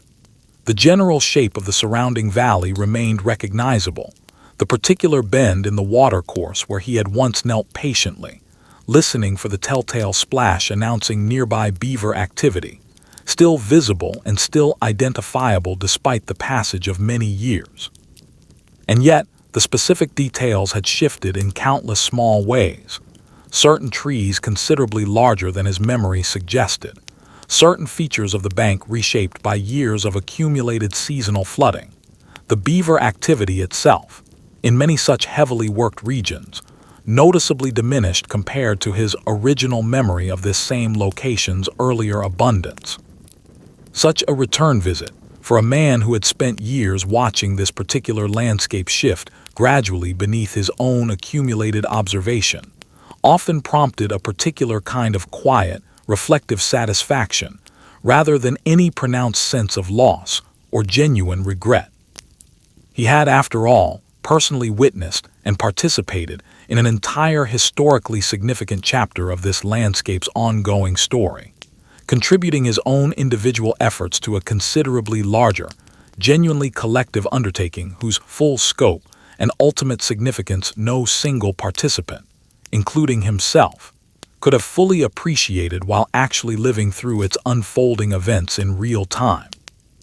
Standing quietly beside this particular stream, watching the water continue its patient, unhurried movement exactly as it had on his very first visit so many years earlier, such a man might reasonably conclude that whatever specific changes had occurred to the surrounding landscape and to the broader economic and social context within which he had originally arrived, something genuinely essential about this particular place, and about his own personal relationship to it, remained recognizably, comfortingly the same.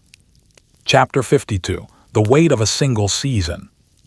To fully appreciate the genuine stakes involved in a mountain man's yearly work, it helps to consider, in careful practical detail, exactly what a single trapping season actually represented in concrete economic terms for the man who lived it. A genuinely successful season, by most surviving accounts and account book records examined by economic historians, might yield a trapper several hundred beaver pelts, assuming favorable conditions, reliable equipment, and a reasonable measure of good fortune regarding weather and general safety.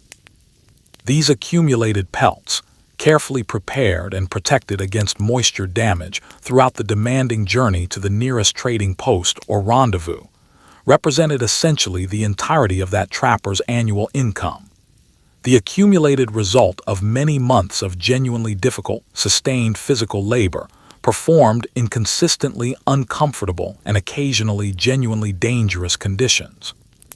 Against this potential income stood very real, very tangible expenses.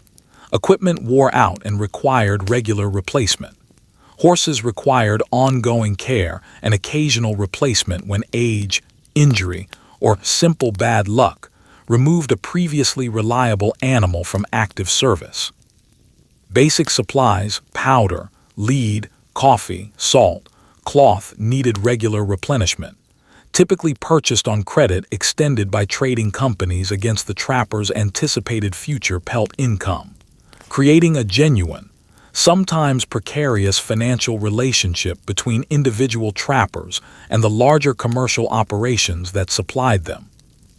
A poor season, by contrast, whether caused by unfavorable weather, declining beaver populations in a particular region, equipment failure, or simple bad luck, could leave a trapper with genuinely little to show for months of difficult labor, potentially even deepening whatever debt he had already accumulated against future anticipated earnings.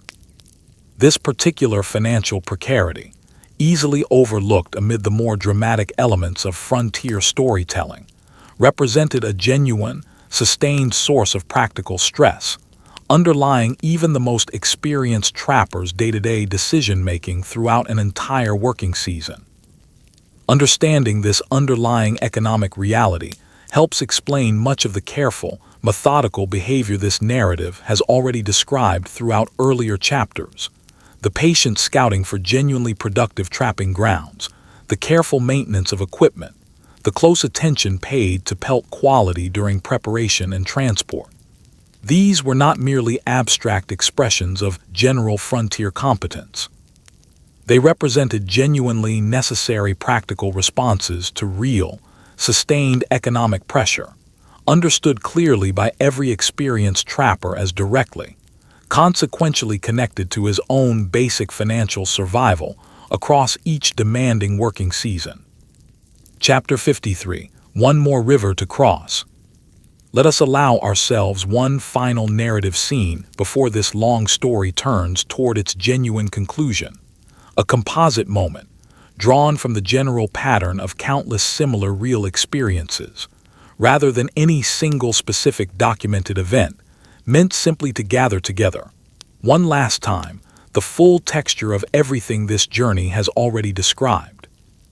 Imagine, then, a trapper well into the later years of an already long and demanding career, approaching yet another unfamiliar river crossing during what he privately suspects, based on gathering evidence from recent seasons, might be among his own final active years working the trapline before age, changing economics, or simple accumulated exhaustion eventually persuade him toward a more settled existence.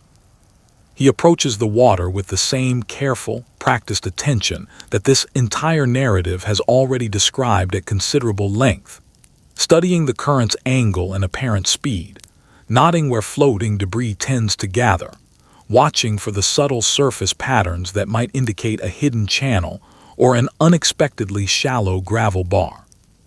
Decades of accumulated experience inform this careful assessment, yet he approaches the task with genuine, undiminished attention, rather than any casual overconfidence born of long familiarity.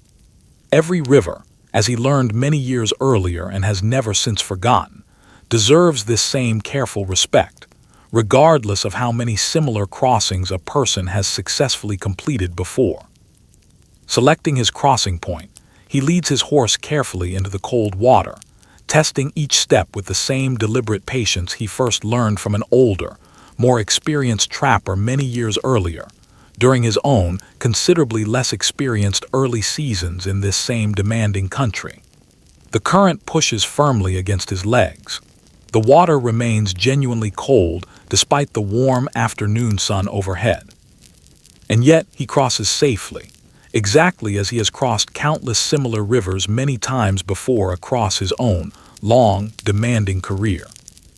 Standing on the far bank, water still dripping from his clothing, he pauses briefly to look back across the river he has just successfully crossed, then forward toward whatever unfamiliar country still awaits him on this particular day's continuing journey. Behind him lies a considerable, genuinely accumulated body of hard-earned experience. Ahead of him lies whatever specific challenges this particular stretch of country still holds in store, unknown and unknowable in advance, exactly as every stretch of this demanding, ultimately remarkable life has always been. This, perhaps, represents the truest and most consistently accurate image this narrative can offer of the American mountain man across his entire historical era. Not a static, mythologized figure frozen in a single dramatic moment, but a genuinely dynamic individual, continuously adapting, continuously learning, continuously crossing one more difficult river before inevitably encountering whatever unknown, genuinely unpredictable country still awaited him just beyond it. Chapter 54. The Weight of What Endures. Before we gather everything together into this narrative's final reflection, it's worth sitting for a moment with a simple, almost obvious truth. Everything this long story has described, the rivers learned by patient observation, the storms weathered through careful preparation, the friendships built across cultural difference, the businesses managed across impossible distances, the families raised in genuine partnership, the trails eventually widened into roads. All of it happened at the ordinary, unhurried pace of individual human lives, lived one season at a time, by people who mostly could not have guessed how their accumulated small decisions would eventually add up to something historians would still be carefully studying and debating nearly 2 centuries later. There is something worth carrying with us in that thought. Long after this particular story has ended, meaningful change rarely arrives as a single dramatic event. It accumulates instead, quietly, through countless ordinary days handled with care, through knowledge patiently gathered and generously shared, through the simple, consistent choice to keep going, to adapt, to learn one more lesson the land or the river or a companion happened to be teaching that particular day. Chapter 55. What the Mountain Man Actually Represented. As this long story approaches its genuine conclusion, it feels worthwhile to consider directly a question that has run quietly beneath nearly every chapter of this narrative. What, in the end, did the American mountain man actually represent, beyond the specific, time-limited economic activity of trapping beaver for a fashion market thousands of miles away? He was not, contrary to considerable popular mythology developed well after his own actual historical era, primarily a solitary hero, conquering an empty wilderness through individual courage alone. The genuine historical record, examined carefully and honestly, reveals instead a man whose survival and whose considerable achievements depended consistently on cooperation with fellow trappers, with indigenous teachers and partners, with dependable horses, with careful business relationships stretching across enormous distances, and very often with devoted family members who provided essential stability within an otherwise genuinely unpredictable way of life. He was a learner first, and only secondarily anything resembling a conqueror. His most valuable skill was never raw physical courage. However genuinely useful that quality certainly proved during specific dangerous moments. It was, more consistently and more fundamentally, patient observation, the accumulated capacity to notice small details in weather, terrain, and animal behavior that meant the difference, across years of repeated practical experience, between genuine survival and genuine tragedy. He was, in a very real sense, a bridge figure, standing at the genuine historical intersection between the deep, generations-old indigenous knowledge of this particular landscape and the rapidly expanding American settlement that would eventually, within a remarkably short span of decades, fundamentally transform that same landscape into something considerably different from what either the mountain man or the indigenous communities who preceded him had originally known. And he was, finally and perhaps most importantly, remarkably adaptable. As the specific economic conditions that had originally drawn him into the mountains gradually shifted and eventually declined, he did not simply disappear or fade into historical irrelevance. He became a guide. He became an interpreter. He became, in some cases, a settler himself, or a teacher of practical skills to an entirely new generation of travelers whose own reasons for heading west differed considerably from his original trapping ambitions. This capacity for genuine adaptation, more than any single dramatic individual achievement, may represent his most consistent and most genuinely admirable historical characteristic. Chapter 56. The Trail Remembers. Our long journey together through this particular chapter of American history now draws toward its natural close.